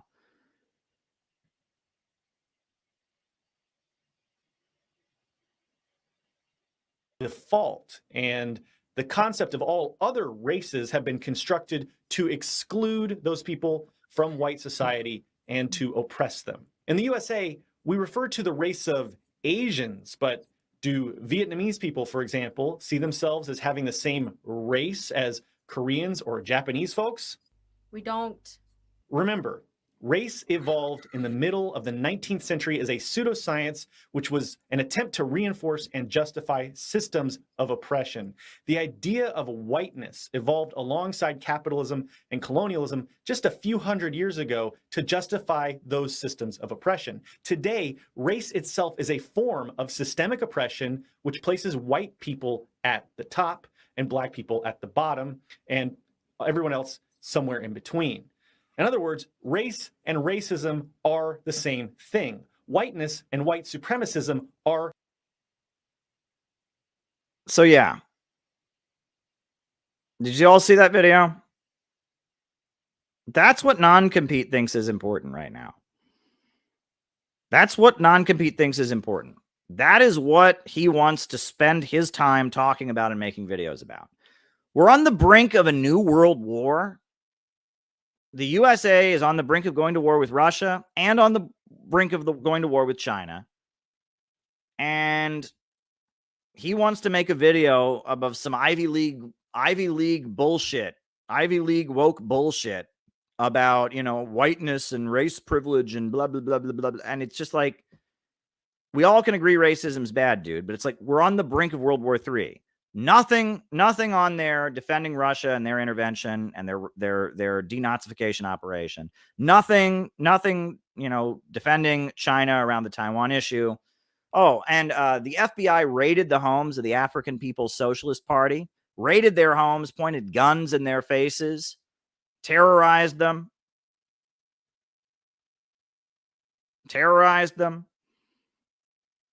But, you know, does he do any videos defending Chairman O'Malley and the Uhuru movement from FBI raids and attacks? No.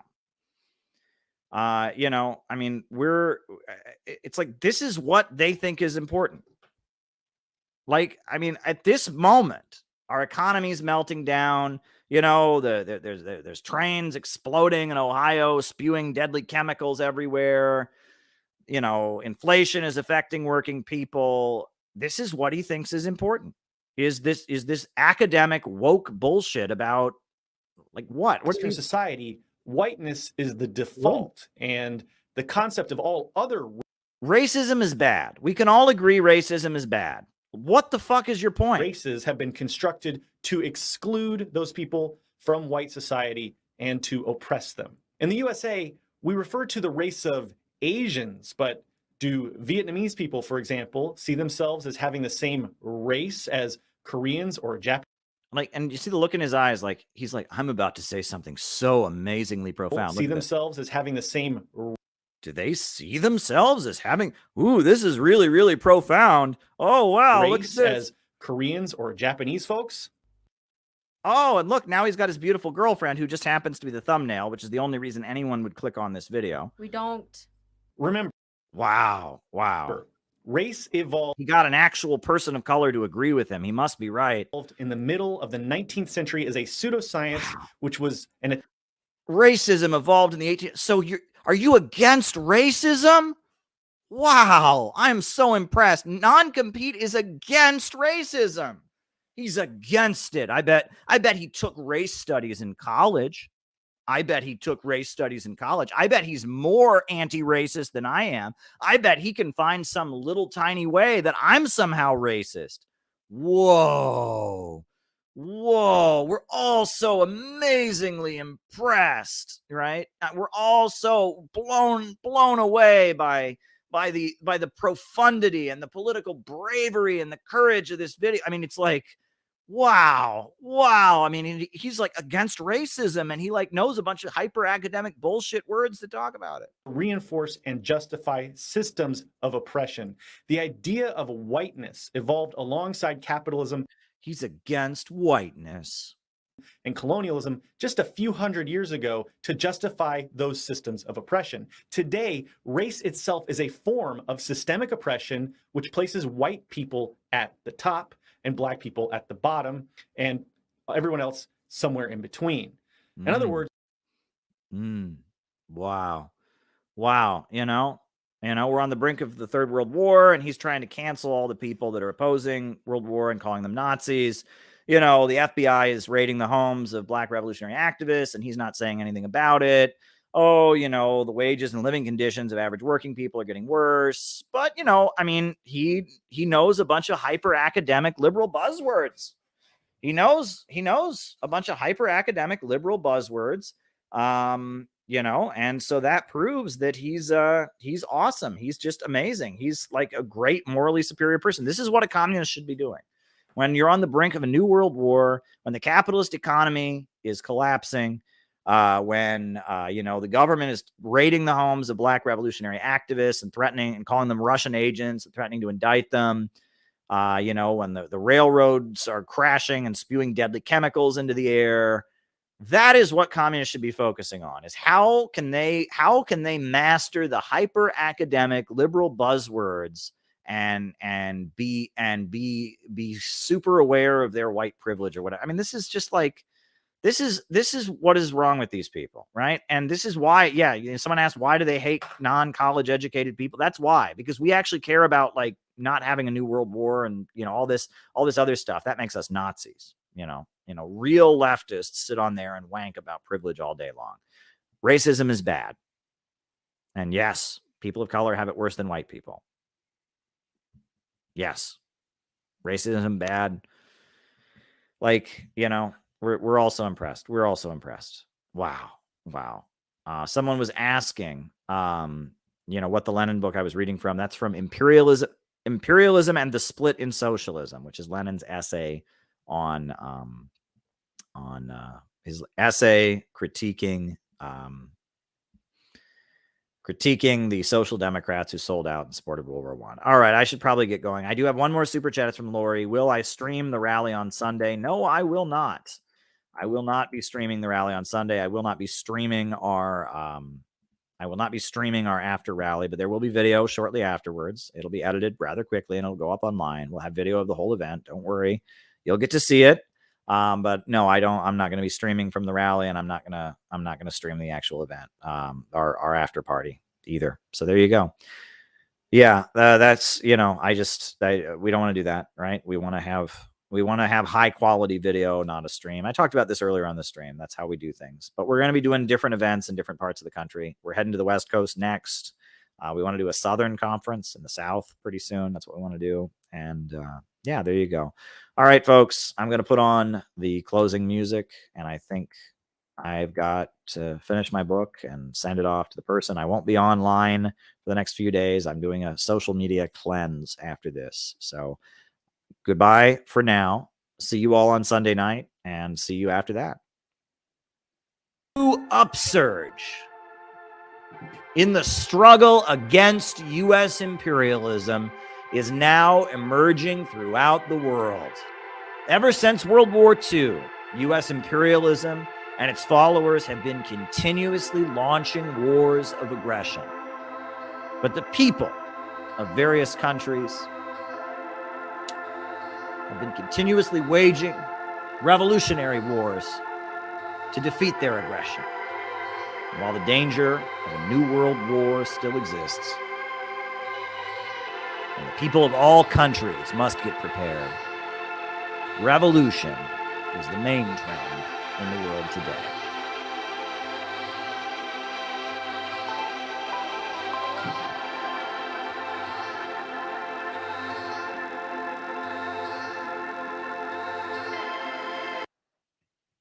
Good night, everybody.